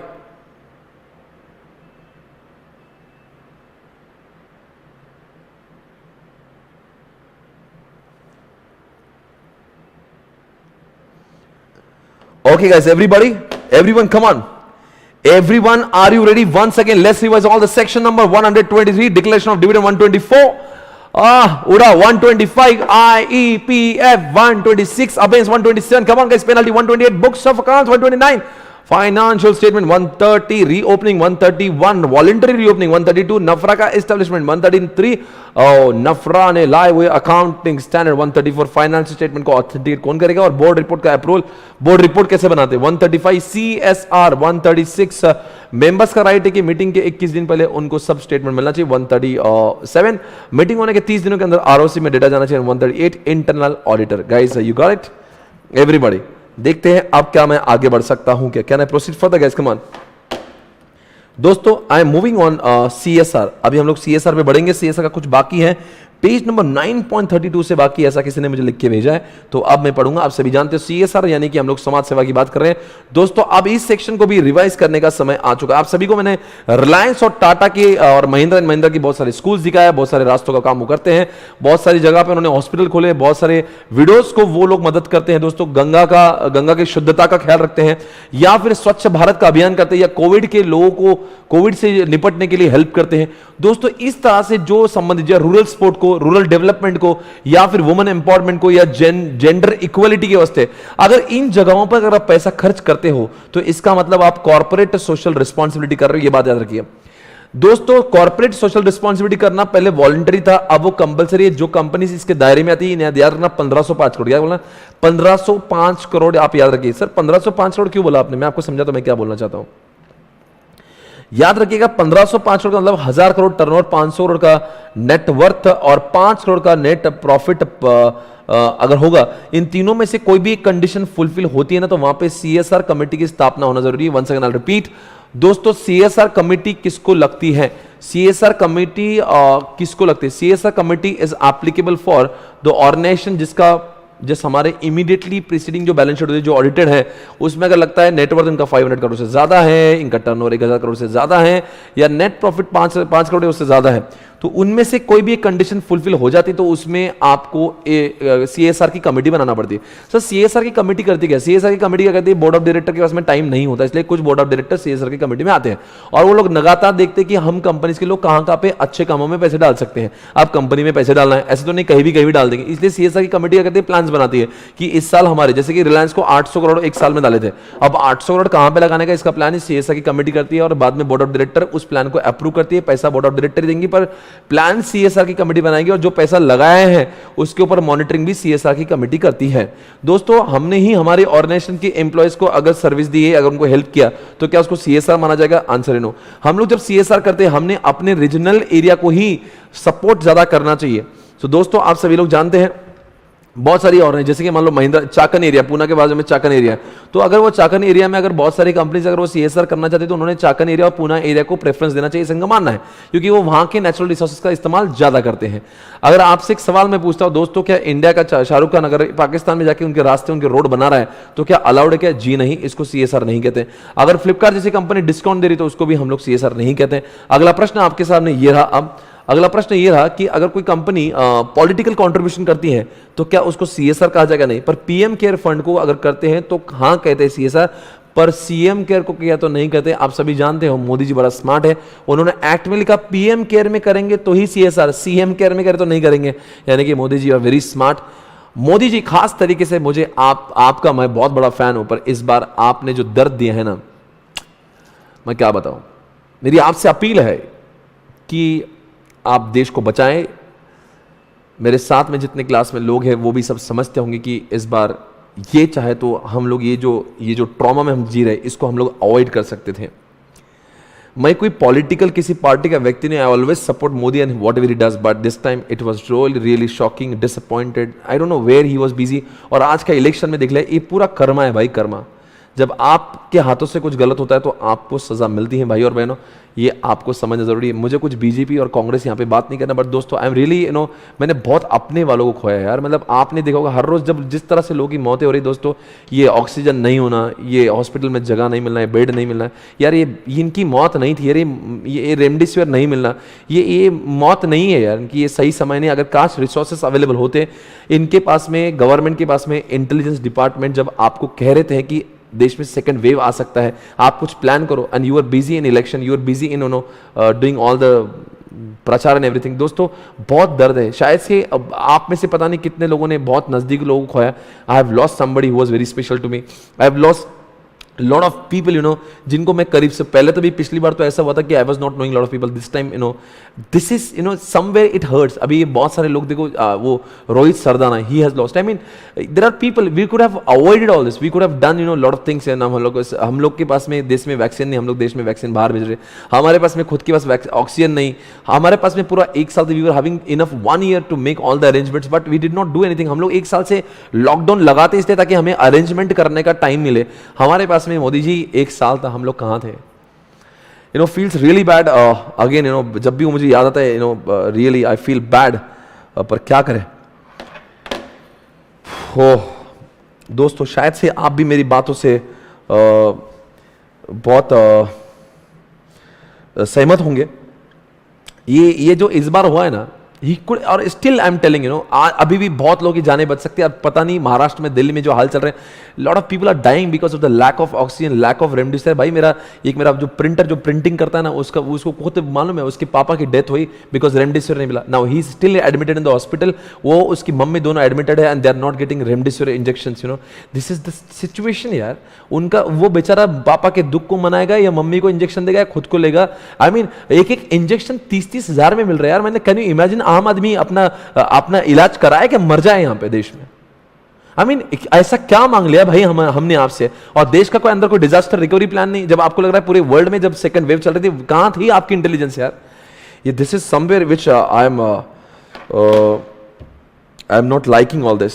भगवान करे बहुत जल्दी ये रुके, वरना व्यक्ति के जाने का दुख बच्चों बहुत होता है। मोदी जी इसको समझे, जल्दी से हरकत में आए, जितना पूरी ताकत है सब लगाए, इसको डेलीगेशन करे। साथ साथ में जितने इंडिया के अंदर जितने बिग शॉट लोग हैं, जितने इंडस्ट्रियलिस्ट है, everybody should come together. This is becoming worst guys, worst. You see the news, you'll understand what is happening. Okay guys,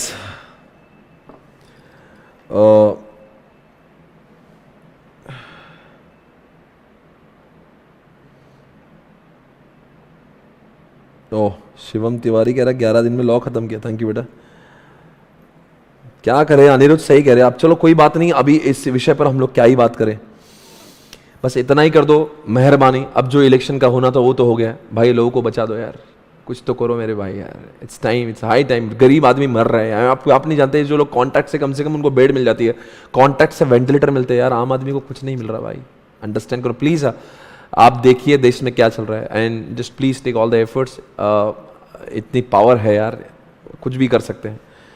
please understand the pain. Okay guys, तो ये जो जैसे कि अब कोविड की वजह से जो भी होगा, हम लोग सीएसआर की बात करते, तो सीएसआर के लिए सारे लोग जितना कुछ भी कंट्रीब्यूशन करना चाहते हैं वो कंट्रीब्यूट कर सकते हैं। और उसको भी हम लोग शेड्यूल 7 मानते हैं, उसको भी हम लोग सीएसआर मानते हैं। दोस्तों आगे बढ़ेंगे, आगे बात करेंगे दोस्तों। आपके सामने ये कुछ हमने चीजें छोड़ी थी वहां पे।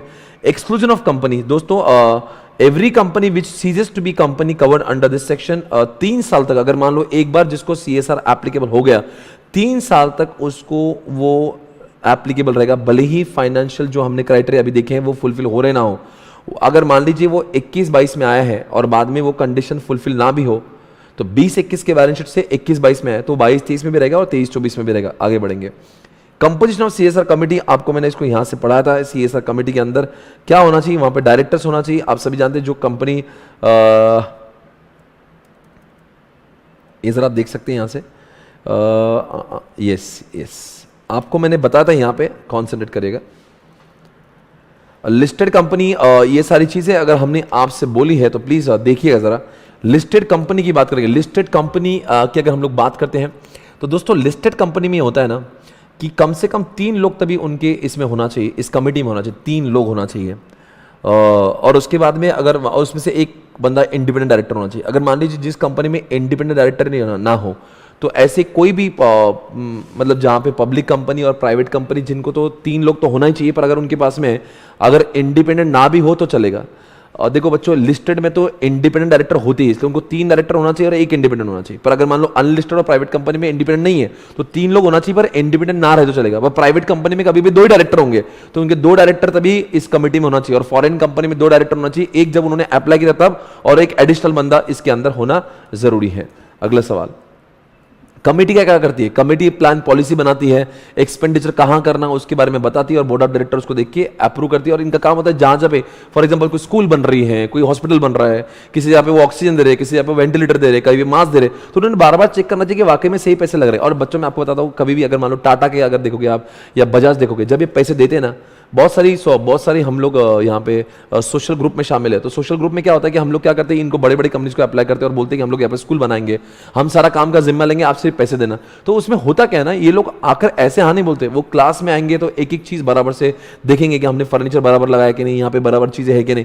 मतलब ऐसे नहीं होता कि आपने पैसे बांट दिए। पर इंडिया का एक सच है, आपको जानते हो, सीएसआर में बहुत सारे लोग क्या करते हैं, व्हाइट में पैसा देते हैं एनजीओस को व्हाइट में पैसा देते हैं और बाद में ब्लैक में लेते हैं, यानी कि दिखाने के लिए करते हैं कि हमने सीएसआर में पैसा लिया और बाद में उसी से ब्लैक में लेते हैं। यानी कि दोस्तों बहुत सारी चैरिटी ऐसी फॉर्म्स है कि जो ये काम करती है, पैसा लेती है 1 करोड़ और फिर हम लोग बुक्स ऑफ अकाउंट्स में लिखेंगे हमने सीएसआर भर दिया, तो आपको गवर्नमेंट की नजर में हमने सीएसआर किया है। फिर वो क्या करते हैं 1 करोड़ वहां पे जाते हैं, वो पैसे आम जनता के यूज में नहीं आते और वापस वहां से वो क्या करते हैं उसको रिटर्न वापस लाके देते, कुछ 1, 2, 10, 20 लाख रुपए रखे, यानी कि 80 लाख रुपए लाके दे दिया। यानी कि 1 करोड़ बुक्स में दिखे, वापस कंपनी का 80 लाख आ गया, यानी कि कंपनी वास्तविक जीवन में 1 करोड़ का सीएसआर लगाया, ऐसा बुक में दिखता है पर लगाया सिर्फ 20 लाख ही है। ऐसा भी होता है। ये सारी चीजें आपको समझ में आ रही होगी। ओके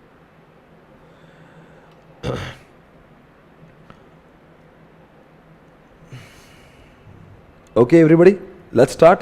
अभी हम लोग थोड़ा सा आगे बढ़ते हैं, आगे बढ़ने का समय आ चुका है। ये देखते हैं ड्यूटीज ऑफ सीएसआर कमेटी, मैंने आपको अभी पढ़ के बताया। कंटेंट ऑफ सीएसआर पॉलिसी, अब सीएसआर पॉलिसी कमेटी आती है, कमेटी में ये लोग आएंगे तो पॉलिसी बनाएंगे। पॉलिसी क्यों बनाते हैं?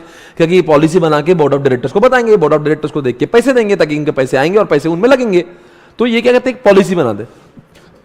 लिस्ट ऑफ सीएसआर प्रोजेक्ट्स और programmes which a company plans to undertake areas or subjects specified in the Schedule 7 of the Act, specifying modalities of the execution of such projects। यानी कि कौन से projects में हमें पैसा लगाना है, स्कूल में कितने लगाना है, रूरल डेवलपमेंट में कितना लगाना है, कोविड के लिए कितने लगाना है, पीएम केयर में, ये पूरा पॉलिसी बना के देंगे। किसको? बोर्ड ऑफ डायरेक्टर को देंगे, पर वो पॉलिसी बना के पहले लिखेंगे।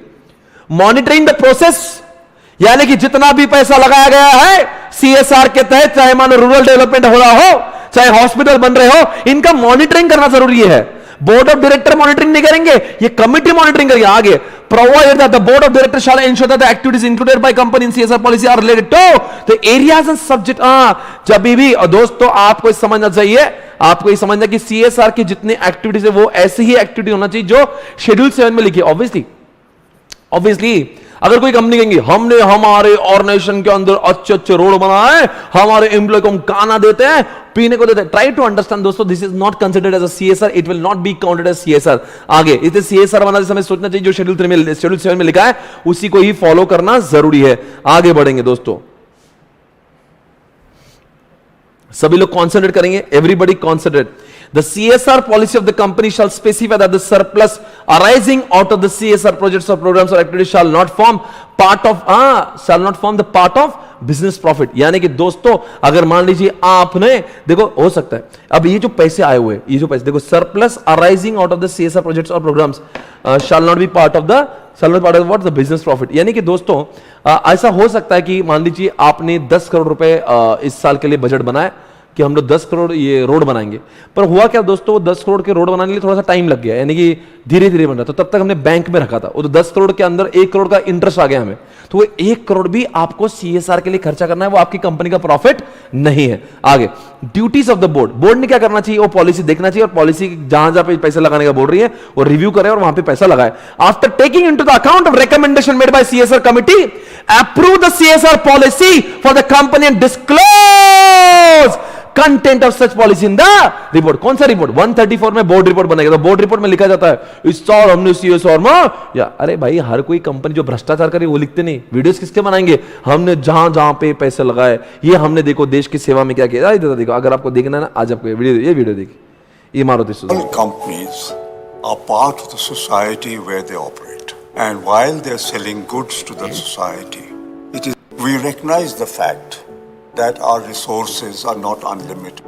ये सारी चीजें बोर्ड ऑफ डायरेक्टर क्या करता है मालूम क्या, अपने बोर्ड रिपोर्ट में इसको डिस्क्लोज करता है। Only limited activities, but those activities हमने स्कूल बनाए, हमने बच्चों को स्कूल में भेजा, हमने गांव वालों को पानी दिया, ये सारी बातें दोस्तों आपको समझना चाहिए यहां पे कि हम लोग कभी भी, कोई इंसान जब अच्छा काम करेगा ना, वो जनता को बोलेगा, यूट्यूब पे लाएगा, और साथ साथ में उनको बोर्ड रिपोर्ट में भी लाना चाहिए ताकि बोर्ड रिपोर्ट जब शेयर होल्डर पढ़े तो शेयर होल्डर को भी ये समझेगा हमारे कंपनी ने कौन से अच्छे काम किए हैं। And that the results have some impact on people's lives. They have impact on the lives of people who are not car users also. So we wanted to get into road safety so that the adverse effects of the spread of motorization in India. बहुत कुछ काम किया भाई, अच्छी बात है, बहुत आगे जाएंगी कंपनी, आगे बात करेंगे. Ensure that the activities are included in the CSR policy of the company are undertaken by the company and the board of director ने ऐसा नहीं करना चाहिए कि CSR पॉलिसी में लिखा है कि इतने इतने पैसे इन जगह पे लगाना चाहिए और बोर्ड ऑफ डायरेक्टर ने उसको पैसे नहीं दिए. ऐसा नहीं, जो बोर्ड ऑफ डायरेक्टर की ये जिम्मेदारी है कि जो पॉलिसी में लिखा है उन जगह पर पैसे लगाए. अमाउंट ऑफ कॉन्ट्रीब्यूशन, आखिर पैसा देना कितना चाहिए. The board of every company shall ensure that the company spends in the every financial year at least 2% of the average net profit of the during the 3 immediately preceding financial year. यानी कि अब 21-22 चल रहा है तो 20-21 में, 19-20 में और 18-19 तीनों साल का जो एवरेज प्रॉफिट है, यानी कि मान लो पहले तो प्रॉफिट आपको होगा 10 करोड़, 20 करोड़, 30 करोड़, तो आपका एवरेज प्रॉफिट होगा 20 करोड़. तो 20 करोड़ का 2% यानी कि आपने 40 लाख रुपए, 20 करोड़ का 2% यानी कि आपने 40 लाख रुपए का CSR करना जरूर. यानी कि 3 साल का एवरेज प्रॉफिट निकाले, एवरेज प्रॉफिट आपका आया मान लीजिए 20 करोड़, 20 करोड़ का 2%, 40 लाख रुपए आपने समाज सेवा में लगाना चाहिए. Provided that the company shall give preference to the local area को preference and areas around it where it operates, क्योंकि ऑब्वियसली उस एरिया का नमक खाया तो वहां पे आपका बनता भी है. Provided for that if the company fails to spend such amount the board shall report in the report. Board of director ने रिपोर्ट में लिखना चाहिए कि आखिर किस वजह से हम ये पैसे नहीं लगा पाए, आखिर किस वजह से हम ये पैसा नहीं लगा पाए. दोस्तों इसका यह मतलब नहीं कि इस साल नहीं लगाया तो अगले साल नहीं लगाना पड़ेगा. दोस्तों आपको लगाना कंपलसरी है, आपको लिखना पड़ेगा बोर्ड रिपोर्ट में what was the reason behind not spending that much of fund. और provided also that if the company spends an excess amount, ये बात इस बार के लिए इंट्रोड्यूस की कोविड में, क्योंकि अब बहुत लोगों ने कोविड में बहुत सारा पैसा भारत देश को जरूरी था. पीएम केयर को बहुत सारा, आप सभी जानते टाटा ने 500 करोड़, 1000 करोड़, कितने सारे करोड़ दिए. इतना तो उनका CSR बनता भी नहीं था. तो अब रतन टाटा बोलने लगा भाई मैं इतना तो CSR में दे रहा हूं, अब इतना तो मैं CSR में डाल रहा हूं पर इतना तो मेरा बनता ही नहीं. तो मोदी जी ने कहा कोई बात नहीं, आप इसको कैरी फॉरवर्ड करना, इस साल लगा दो, अगले साल में मत लगाना, सेट ऑफ मिलेगा आपको आगे. CSR activity, come on guys, जाने दो, बोलने मत लगाओ पीएम केयर का फंड कहां पे गया. Rule 4 of the company CSR policy rules 2014 ने states the various CSR activities that shall be undertaken by the company. ये देखो ये सारे activities, the CSR activities shall be taken by the company as per CSR policy as projects or programs or activity either new or ongoing. एक तो CSR activities क्या होता है, जो पॉलिसी में लिखा होता है वो एक्टिविटी करेंगे. पॉलिसी कौन बनाता है, कमेटी बनाता है. तो एक्टिविटीज क्या करेंगे, उन्होंने स्कूल बनाने को सोचा होगा, रोड बनाने को सोचा होगा, कोविड का सोचा होगा, रूरल स्पोर्ट के बारे में सोचा होगा, विडोज को पैसे देने के बारे में सोचा होगा, या कुछ भी सोच सकते हैं, लंगर के बारे में सोचा होगा. तो ये सारा जितना भी सोचा वो चेक करेंगे. एक्टिविटीज मतलब जो पॉलिसी में बनाते हैं वो सारी चीजें वैसी होना चाहिए, उसको एक्टिविटी कहते हैं. The board of the company may decide to undertake the CSR activities approved by the CSR committee through a company established under section 8 of the Act of the Registered Trust or a registered society established by the company either singly or along with any other company. समझा के क्या लिखा है. ये जो पैसा है आप किसी फाउंडेशन के द्वारा लगा सकते हैं, तो खुद की फाउंडेशन कंपनी हो सकती है या किसी और की फाउंडेशन कंपनी हो सकती है, जैसे रिलायंस फाउंडेशन आपने सुना होगा. A company establish under section 8 of the act of the registered trust और registered society establish by the company, establish by the company, यानी कि रिलायंस को अगर पैसे डालना है तो रिलायंस ऐसी एक और एक कंपनी बनाएगा या ट्रस्ट बनाएगा, उसके द्वारा ये पैसे लगा सकता है. ये खुद लगा सकता है, किसी और के साथ में भी लगा सकता है. A company establish under section 8 और registered trust or registered society established by the central government or state government or any entity established under any act of parliament. समझा क्या मैं क्या बोल रहा हूं. यानी कि अगर CSR कमेटी को पैसे लगाना है तो इनमें से किसी भी जगह पर लगा सकता है. समझा क्या. अब सर ये जो CSR committee through company established under section 8 भी हो सकता है या रजिस्टर्ड ट्रस्ट के अंदर कोई चीज हो सकती है. देखो बच्चों आजकल सेक्शन 8 है तो section 8 is what companies act की तरह गवर्न, तो उस सेक्शन 8 के ऊपर कंपनीज एक्ट का गवर्नेंस यानी कि ROC का गवर्नेंस है. तो आप सेक्शन 8 कंपनी बना के भी इंप्लीमेंट कर सकते हो. अगर आपको लगता है कंपनीज एक्ट के झमेले से दूर है, आप क्या करो, ट्रस्ट रजिस्टर्ड ट्रस्ट बनाओ, उसके ऊपर कंपनीज एक्ट का गवर्नेंस नहीं, तो उसके द्वारा भी आप पैसे लगा सकते हो. साथ साथ में आप रजिस्टर्ड सोसाइटीज बनाओ, जैसे हमारे गांव में हमारे शहर में जो होता है ना, बहुत सारे धार्मिक जगहों पर रिलीजियस लोग क्या करते हैं, बहुत सारी सोसाइटीज बनाते हैं और उसके द्वारा अच्छे अच्छे काम करते हैं, तो आप वैसा भी कर सकते हो. पर यहां पे लिखा है बाय द कंपनी, ये कंपनी खुद बनाएगी. अब वो क्या बोल रहा है, कंपनी खुद नहीं बनाएंगे, बाय द सेंट्रल गवर्नमेंट और द स्टेट गवर्नमेंट और any entity established under an act. अगर आपसे नहीं हो रहा है तो कोई बात नहीं, पर गवर्नमेंट ने सेक्शन 8 में कुछ बनाया होगा या फिर रजिस्टर्ड सोसाइटी उन्होंने बनाई होंगी गवर्नमेंट ने, या फिर गवर्नमेंट ने मान लो ट्रस्ट बना, तो उनके द्वारा भी आप ये पैसे लगा सकते हो. Provided that the board of the company decides to undertake the CSR activity through a company established under section 8 or registered trust or society other than those specified in this sub rule, such company or trust or society shall have an established track record of what 3 years in undertaking similar programs projects, and a company has specified the project or programs to be undertaken. वो क्या बोल रहा है, जो ऊपर वाले rule में एक तो कंपनी बनाएगी, एक तो गवर्नमेंट बनाएगी. अगर आपको कंपनी के आप खुद भी नहीं बना रहे, आप गवर्नमेंट के इसमें नहीं डालना चाह रहे, आप कोई थर्ड पार्टी के सेक्शन 8 में डालना चाहते हो, या फिर थर्ड पार्टी के आप रजिस्टर्ड सोसाइटी में डालना चाहते हो, या फिर थर्ड पार्टी के आप ट्रस्ट में डालना चाहते हो, तो वो ऐसी ट्रस्ट होना चाहिए, या वो ऐसी सोसाइटी होना चाहिए, ऐसी सेक्शन 8 कंपनी होना चाहिए जिसका 3 साल का ट्रैक रिकॉर्ड है कि 3 साल से वो ये काम कर रहे हैं. यानी कि स्वप्निल पाटनी क्लासेस कल्चर के सीएसआर के लिए एप्लीकेबल होता है. तो मैं खुद नहीं करना चाहता हूं, मैं सेंट्रल गवर्नमेंट पर भी मेरा विश्वास नहीं. फिर मैं क्या करता हूं, बीइंग ह्यूमन के पास जाता हूं, सलमान खान के, और मैं बोलता हूं भाई साहब तुम तो बहुत दिनों से काम कर रहे, कई सालों साल से तुम ये काम कर रहे, काम करो, ये पैसा ले लो और आप प्लीज लगा दो. ठीक है, ऐसा हो सकता है, पर 3 साल का ट्रैक रिकॉर्ड उसके में होना जरूरी है. A company may also collaborate with other companies for undertaken projects or the programmes of CSR activity in such a manner that the CSR committee or respective companies are in position to report separately on such. देखो बच्चों क्या होता है, अब मान लीजिए बहुत बड़ा प्रोग्राम है, बहुत बड़ा, उसके लिए 50 करोड़ चाहिए, तो रिलायंस बोलेगा मैं 25 डालूंगा, टाटा बोलेगा मैं 25, तो बोलेंगे काम करते ये वाले, इसके लिए इस प्रोजेक्ट के लिए हम लोग दोनों साथ में आके कर सकते हैं क्या, तो दोनों साथ में आकर भी सीएसआर कर सकते हैं, पर दोनों का रिपोर्टिंग बराबर होना चाहिए. इसने भी 25 डाला है और इसने भी 25 डाला है. एक्सेप्शन टू सीएसआर कमेटी यहां पे लिखा है कि कौन सी चीजों को हम लोग एक्सेप्शन मानते हैं. सर ये इतना बड़ा बड़ा क्या दे रहा है सीएसआर में, इतना क्या चल रहा है, अरे बहुत देते हैं लोग, बहुत लिखते हैं, कोई बात नहीं, आप डरो मत, छोटा सा ही है, ज्यादा नहीं है. आगे देखते हैं एक्सेप्शन टू सीएसआर कमेटी. देखो बच्चों सीएसआर कौन सी चीजों को नहीं मानेंगे, सीएसआर प्रोग्राम्स जो इंडिया के बाहर हुए, भारत माता की दोस्तों, भारत का नाम खाते हो और आपने सीएसआर इंडिया के बाहर किया, शर्म नहीं आई क्या? इंडिया में आपको पैसे डालने में प्रॉब्लम थी? ओके, दूसरी बात, सीएसआर प्रोजेक्ट्स और प्रोग्राम्स और activities that benefit only the employ, हमारे ही ऑर्गेनाइजेशन के एम्प्लॉय को फायदा करवाते, शर्म नहीं आती? अपने एम्प्लॉय को तो वैसे भी आपको झक मार के भला करना ही है, तो उनको पैसे दोगे तो वो सीएसआर नहीं है. नेक्स्ट, कंपनीज में build CSR capacities of their own personnel as well as of those of implementing agencies through institution with established track record of at least 3 financial year, but such expenditure including expenditure on the administrative overhead shall not be exceeding 5% of the total. आप ध्यान से देखना क्या लिखा है, वो क्या है, उनका एक मानना है. मैं पॉइंट 4 को पहले पढ़ लेता हूं, पॉइंट 4 बहुत इजी है. वो बोल रहे पहले तो पॉइंट 1 में बोल रहे इंडिया के बाहर करो मत, कोई बात नहीं. दूसरे में लिखा है कि आपने अपने एम्प्लॉइज का फायदा करवाया तो उसको सीएसआर नहीं कहते. अब चौथे में लिखा है अगर आपने बीजेपी जैसे लोगों को कंट्रीब्यूट किया तो उसको भी सीएसआर नहीं कहते.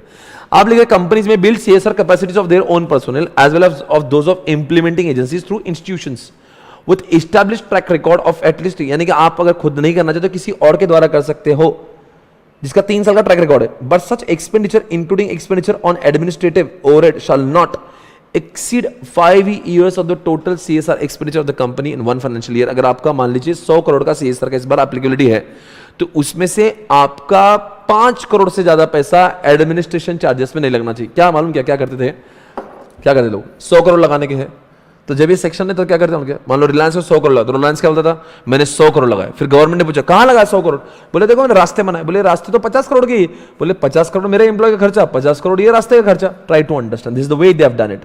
तो बोलते हैं आपका टोटल जितना भी एक्सपेंडिचर होगा ना, तो आपने खुद के एम्प्लॉइज का एडमिन कॉस्ट जो है वो टोटल के 5% से ज्यादा नहीं लेना. 5% से ऊपर लेंगे ना तो वो उसको वैलिड नहीं मानेंगे. यानी कि 95% आप पैसा, जैसे एग्जांपल आप लोगों को ऑक्सीजन दोगे, वेंटिलेटर दोगे, आप लोगों को मास्क दोगे, सैनिटाइजर दोगे, आप बोलेंगे कितने का है, ये आया 70 लाख का, बाकी 30 लाख. बोले हमारे एम्प्लॉय आते जाते थे तो उनका भी बहुत टाइम गया तो उसके 30 लाख. अंडरस्टैंड, ऐसा नहीं होगा. ये बांटने का खर्चा, लाने का खर्चा should not be more than 5%. Total खर्चा आपने मेन ऑब्जेक्टिव में लगाना चाहिए. आगे बढ़ेंगे, calculation of average net profit. Calculation of average net profit की बात करेंगे दोस्तों आपके सामने. पहले अपन पढ़ेंगे, पीपीटीज आपको दे देंगे, don't worry. Calculation of average net profit. दोस्तों आपने क्या कहा कि पिछले 3 साल का जो एवरेज नेट प्रॉफिट आएगा उसका 2% आपको लेना है. तो वो बता रहे कि एवरेज नेट प्रॉफिट आपने निकालना कैसे चाहिए. For the purpose of this section net profit shall not include such sums as may be prescribed and shall be included in accordance. अब देखो सेक्शन नंबर 198 आएगा. अब सीए फाइनल में 198 है. 198 में जो एक तरह से बताया कि P&L अकाउंट में क्या क्या आना चाहिए, क्या आना चाहिए, क्या नहीं आना चाहिए, डेबिट में क्या होना चाहिए, डेबिट में क्या नहीं होना चाहिए, क्रेडिट में क्या होना चाहिए, क्रेडिट में क्या नहीं होना चाहिए. ऐसा मैं 198 पढ़ाता हूं सीए फाइनल लॉ में. तो उन्होंने कहा है 198 जो सीए फाइनल लॉ में जैसा लिखा है ना, वो प्रॉफिट जो आएगा ना वही प्रॉफिट इसके लिए एप्लीकेबल. अगर वहां पे देखो आपकी इनकम टैक्स के लिए जो बैलेंस शीट बनती है ना, वो P&L बनती है, उसके हिसाब से नहीं होना चाहिए. आपका वहां जो बनता है ना वैसे होना चाहिए. कहां पे, वहां किधर, वहां किधर, वहां किधर, वहां उधर किधर 198 में. नेट प्रॉफिट शैल नॉट, पर आपके नेट प्रॉफिट में क्या क्या इंक्लूड नहीं होना चाहिए? Any profit arising from any overseas branch or branches of the company with operated. देखो बच्चों, अगर मैं इंडिया में हूं तो इंडिया का कंपनी जो है, इंडिया में जो कंपनीज काम कर रही है वो इंडिया का नमक खा रही है, इसलिए इंडिया को देना बनता है। पर मान लो मेरी सब्सिडी है यूके में, मेरी सब्सिडी यूएसए में, अगर वो वहां का नमक खा रही है तो जाहिर सी बात है वो सीएसआर उधर की कंट्री को देंगे। तो इसलिए बोलते हैं उनका इनकम हमारे इंडिया के इनकम में मत मिलाओ, उसको अलग रखो, और जो भी हमारे इंडिया के टोटल जो इनकम होंगे सारे ब्रांचेस के मिला के उनका 3 साल का एवरेज प्रॉफिट निकालो, उसमें फॉरेन के हमारे सब्सिडीज का इनकम मत डालो। आगे, any dividend received from the other companies in India which are covered under and the complying with the provision of section. ओहो दोस्तों, अगर मान लीजिए डिविडेंड आया हुआ किसी कंपनी से, यानी कि दोस्तों उस, देखो मान लीजिए रिलायंस कंपनी ने इन्फोसिस में पैसे लगाए थे, रिलायंस कंपनी ने इन्फोसिस में पैसे लगाए, तो इन्फोसिस को भी ऑलरेडी सीएसआर एप्लीकेबल है, तो इन्फोसिस ने सीएसआर के लिए बहुत सारा पैसा लगाया और इन्फोसिस से रिलायंस को डिविडेंड मिला, क्योंकि रिलायंस ने बहुत सारे शेयर्स इन्फोसिस का ले रखा था। तो ऐसे केस में दोस्तों इन्फोसिस कंपनी से जो पैसा आ रहा है ना डिविडेंड के फॉर्मेट में, उसको हमारे प्रॉफिट में इंक्लूड मत करो, बिकॉज वो डिविडेंड का इस्तेमाल, वो डिविडेंड का जो प्रॉफिट था उसका ऑलरेडी इस्तेमाल सीएसआर के लिए हो चुका है। यानी कि एग्जांपल, रिलायंस ने इन्फोसिस में जो पैसे लगाए थे शेयर मार्केट में, रिलायंस ने इन्फोसिस के शेयर्स लिए थे, तो उसके ऊपर तो डिविडेंड मिलेगा, किसको मिलेगा? रिलायंस को। तो रिलायंस ने उसको अपने 198 का प्रॉफिट जब आएगा तो उस डिविडेंड को मिलाना नहीं चाहिए, बिकॉज ऑलरेडी इन्फोसिस को सीएसआर एप्लीकेबल है, तो उसने उसके वो जो पैसे कमाए थे उसके बाद ही इधर डिविडेंड दिए, तो इसलिए उस पैसों के ऊपर ऑलरेडी सीएसआर पे हो चुका है। अब याद रखें, रिलायंस ने ऐसे कोई कंपनी में पैसे लगाए जिसको सीएसआर एप्लीकेबल नहीं, उससे डिविडेंड मिला, तो वो आपके 198 में ऐड होना चाहिए। However, the net profits in respect of the financial year for which the relevant financial statement were prepared in accordance with the provision of the Companies Act 1956 shall not be required to be recalculated in accordance with the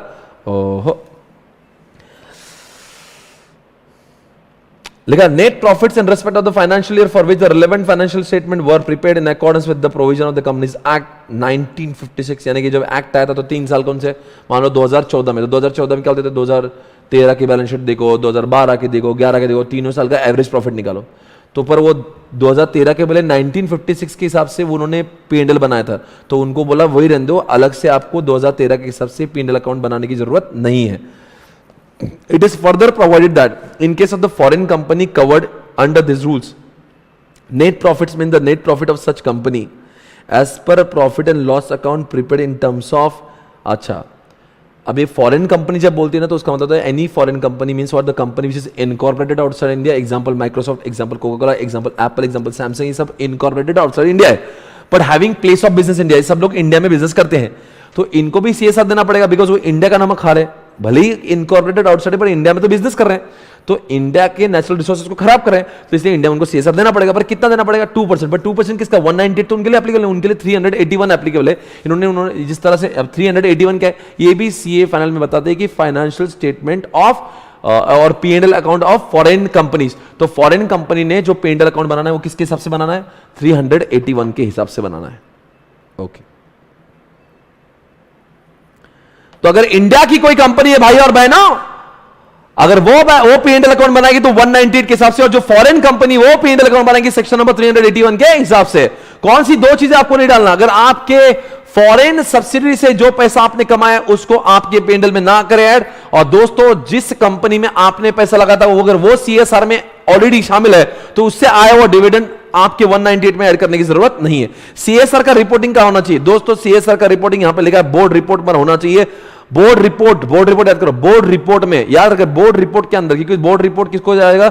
सारे share holder को जाएगा, ताकि सारे share holder को समझे हमारे company इस बार समाज के लिए क्या कुछ किया। एक्टिविटी स्पेसिफाइड इन शेड्यूल 7 आपको याद होगा, ये मैंने आपको प्रीवियस लेक्चर में पढ़ा दिया है कि कौन सी एक्टिविटी शेड्यूल 7 में आती है। अब यहां से आगे, अब यहां 9.38 हमारा बचा है और 9.39 हमारा बचा हुआ है। अब इसका पेनल प्रोविजन भी हम लोग देखेंगे और यहां पे कुछ लिखा है क्लैरिफिकेशन, एक बार देखते क्या लगेगा। अब आखिरी का थोड़ा सा ही बचा है, आई होप आप लोग अभी भी मेरे साथ हो। अभी इतना बड़ा बनाया है सेक्शन, तो इसका जिम्मेदार मैं तो नहीं हूं। आप मेरे पास बार बार गुस्से से मत देखो, आप मेरे को गुस्से से क्यों देख रहे हो? बिकॉज मैंने क्या किया, और this is not my fault. They have introduce section 135, बहुत चलन में भाई इसका, अरे आए दिन न्यूज है इसकी, आप न्यूज़पेपर खोलो आपको सीएसआर दिखेगा। भाई जिस समाज का आपने नमक खाया उसको तो देना पड़ेगा ना आपको, स्पेशली आप कोविड जैसे सिनेरियो है जहां पे पेंडेमिक है, जहां महामारी चल रही है, वहां पे तो आप देंगे ना, आप समाज का कुछ देंगे या नहीं देंगे? 2%। सर अगर मान लो जिस कंपनी को एप्लीकेबल है, जिस कंपनी को एप्लीकेबल है उन्होंने नहीं दिया तो क्या उखाड़ लेंगे? जरा देखो यहां पे क्या लिखेंगे, चलो पिनल पढ़ते, नहीं दिया तो क्या? The board report shawl disclose. आपको पहली बात तो बोर्ड रिपोर्ट में आपने डिस्क्लोज करना चाहिए। आखिर क्यों आपने सीएसआर का पैसा जो आपको एप्लीकेबल था फिर आपने पैसे क्यों नहीं लगाए? दूसरी बात, if the company fails to spend, अगर आपने पैसा नहीं लगाना, the board shall disclose and specify the reasons, आखिर पैसा आपने क्यों नहीं लगाया। Okay, if the company is in default complying with the provision of subsection 5 or 6, the company shall be liable to penalty of twice अब subsection 5 subsection 6, oh my god, oh my god,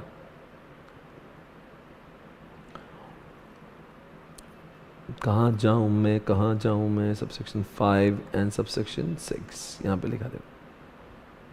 amount of contribution कितना करना चाहिए आपने? 2%। अगर आपने ये subsection 5 में लिखा था कि आपने 2% आपने देना चाहिए थे, पर अगर आपने नहीं दिया तो सिर्फ बोर्ड ऑफ डायरेक्टर के रिपोर्ट में डिस्क्लोज करने से नहीं होगा, आपको तो आपकी बार पनिशमेंट भी देंगे।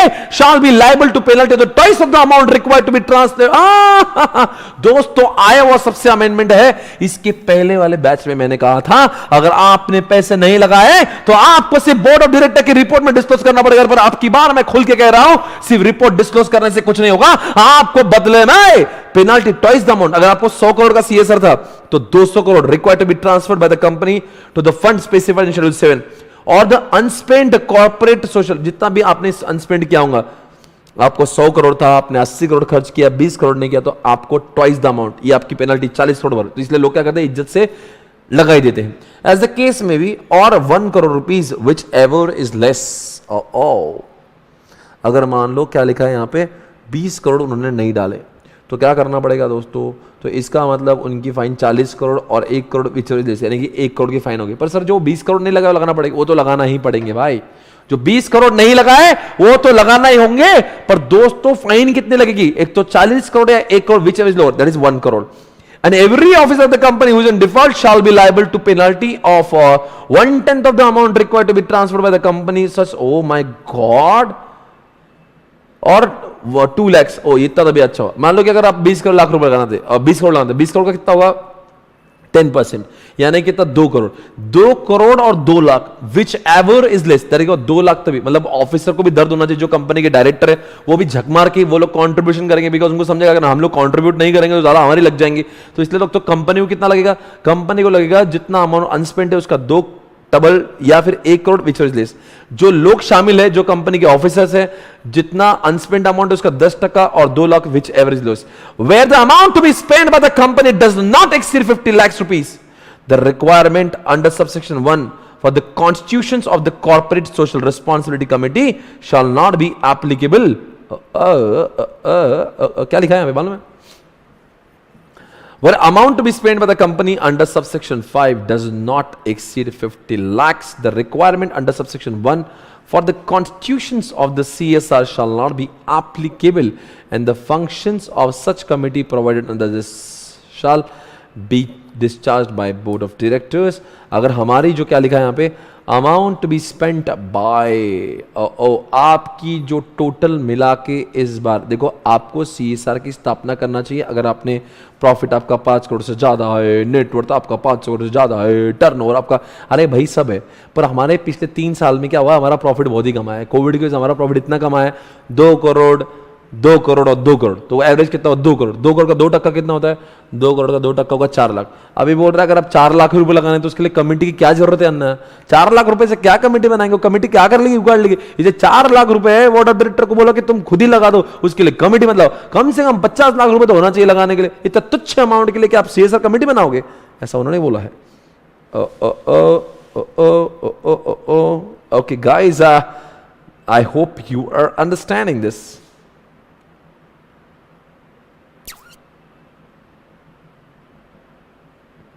ओके गाइस, यहां पे कुछ चीजों को क्लैरिटी दी है। 9.38 का कुछ बचा हुआ है, सिर्फ इतना ही पढ़ना है हमें आज। क्या लिखा है? The MCA wide general circular number 21/2014 dated 18 June 2014 has provided many clarification दिया है CSR के बारे में. The statutory provision of the CSR, ये rules क्या है, is to ensure that while activities undertaking in pursuance of the CSR policy must be relatable to Schedule 7. The entries in the said schedule must be interpreted liberally so as to capture the essence of the subject enumerated. आपको समझ रहे हो क्या बोल रहे हैं? जो points, जो चीजें शेड्यूल 7 में लिखी है, सिर्फ शब्दों से एकदम स्पेसिफिक ना होते हुए आपने थोड़ा सा वाइड मीनिंग लेना चाहिए, इसेंस समझना चाहिए, थोड़ा सा लिबरल पढ़ना चाहिए. यानी कि आपने लिखा होगा गंगा के अंदर, स्वच्छ भारत के अंदर, वीडो के लिए, रूरल डेवलपमेंट के लिए, कोविड के लिए. अरे भाई उसको भी चल सकता है, पर उसकी जैसे और कोई चीजें जो शेड्यूल 7 में नहीं लिखी उसको भी चल सकता है, ऐसा वो कह रहे हैं. थोड़ा सा वाइड मीनिंग लीजिए. यानी कि अर्थात अगर हो सकता है यहां पे कोविड के बारे में अलग से ना लिखा होगा, पर कोविड भी आ ही गया ऐसा. It is further clarified that the CSR activities should be undertaken by the companies in project program mode. One of events such as what? Marathons, awards, charitable contribution, advertisement would not be qualified as. समझा क्या? ये आपके charitable contribution, ये जो लिखा है ना, ये स्पॉन्सरशिप फॉर द टीविंग प्रोग्राम्स, ये इनको हम लोग क्या करेंगे? आपने मैराथन के लिए स्पॉन्सरशिप कर दिया, बोले हमने मैराथन भगाया लोगों को, वो मैराथन के लिए आपने 5 लाख, आपके हर जगह, मान लो आप बिस्लरी बॉटल हो और आपने जहाँ पे लोग मैराथन में भाग रहे बिस्लरी के बॉटल लगाए, बिस्लरी का पूरा प्रचार किया आपने, और आप कह रहे हो देखो कि हमने कितना मार्केटिंग किया, ये मार्केटिंग हमारे लिए एक समाज सेवा है. जी नहीं. आपने अवार्ड शो जैसे कि जी सिने अवार्ड को आपने स्पॉन्सरशिप दिया, उसको हम लोग CSR नहीं कहेंगे. आपने कुछ चैरिटेबल कंट्रीब्यूशन किया, अगर किसी समाज में, किसी धर्म में आपने दिया होगा, आप कहेंगे ये भी CSR है. जी नहीं चलेगा. Expenses incurred by the companies for the fulfilment of any act, statute of the regulations would not count as a CSR. आपको समझा मैं क्या बोल रहा हूँ? लेबर लॉज, लैंड, कोई भी लॉ के लिए, लॉ का फुलफिलमेंट करने के लिए, कोई भी कंप्लायंसेस करने के लिए अगर आपने कुछ खर्चा किया होगा तो जाहिर सी बात है उसको थोड़ी ना CSR तो जनरली शेड्यूल 7 की चीजों के लिए होता है. Any financial year of section 135 of the act read with the company CSR rule implies any 3 preceding financial year. मालूम है? Okay. Expenditure incurred by foreign holding company for CSR activities in India will qualify as a CSR spend of Indian company if the CSR expenditure are routed through Indian subsidiaries and if this Indian subsidiaries is required to do so as per section 00. If the CSR expenditure are routed through Indian subsidiaries and if the Indian subsidiaries is required to do so as per, क्या बोल रहा है समझा क्या? Foreign holding company, अब जैसे Pepsi company, तो Pepsi को इंडिया लिमिटेड है, तो पेप्सी कंपनी इंडिया के बाहर की है, तो पेप्सी कंपनी का जो सब्सिडी वो पेप्सी को इंडिया लिमिटेड इंडिया की सब्सिडी है.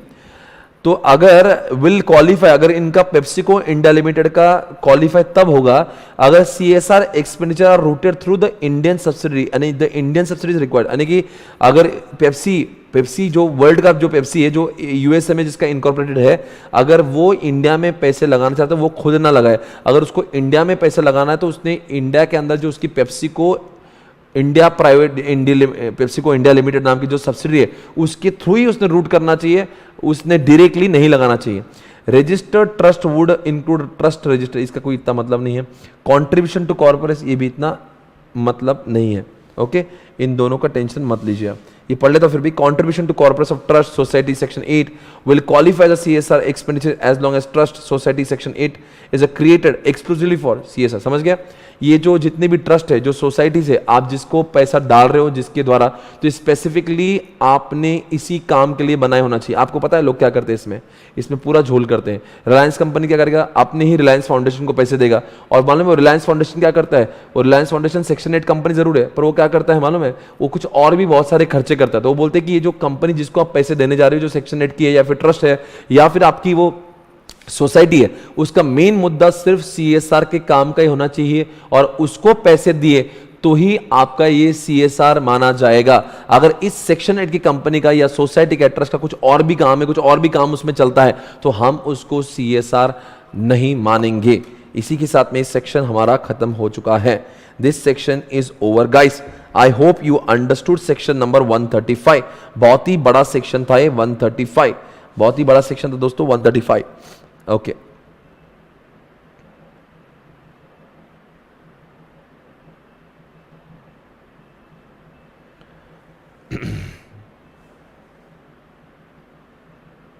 Everybody, are you there, guys? Come on. Should I proceed further or I should stop? मैं आपको इसकी पीपीटी अभी आपके कल टेलीग्राम पे अपडेट करके डाल देता हूं। इसके चार्ट्स तो आपके पास में है ही। तो आज का लेक्चर रोक दिया हम लोग। आज हम लोग 4:15 से चालू किए, 5:45 बजे, 1.5 घंटे का लेक्चर हुआ है। शुड आई स्टॉप और प्रोसीड फर्दर? स्टॉप। चलो ठीक है, सब लोग का बोलना है सर आज आप इसको रोक दे तो ही ठीक है, बिकॉज हम लोग ऑलरेडी बहुत टायर्ड है। Thank you guys, thank you so much. See you tomorrow, take care, bye bye, good night, see you all tomorrow guys, take care, bye bye. कल आपको वापस से रिवाइज कराएंगे और बचे हुए सेक्शन खत्म करेंगे। कल अकाउंट चैप्टर का अंतिम दिन होगा। कल हमारे पास से 2 ही सेक्शन बचे हैं, 134 and 136। This are the 2 section which are left. जब तक वो 2 सेक्शन खत्म नहीं होंगे तब तक हम लोग क्लास खत्म नहीं करेंगे। हमें पूरा रिवीजन भी करना है और साथ साथ में आईसीआई के क्वेश्चंस को भी सॉल्व करना है। Thank you so much guys, take care, bye bye.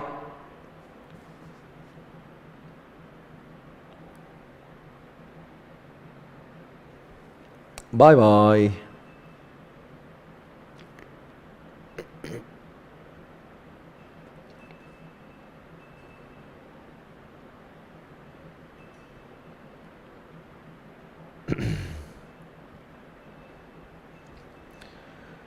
तुम्हें सोचता हूँ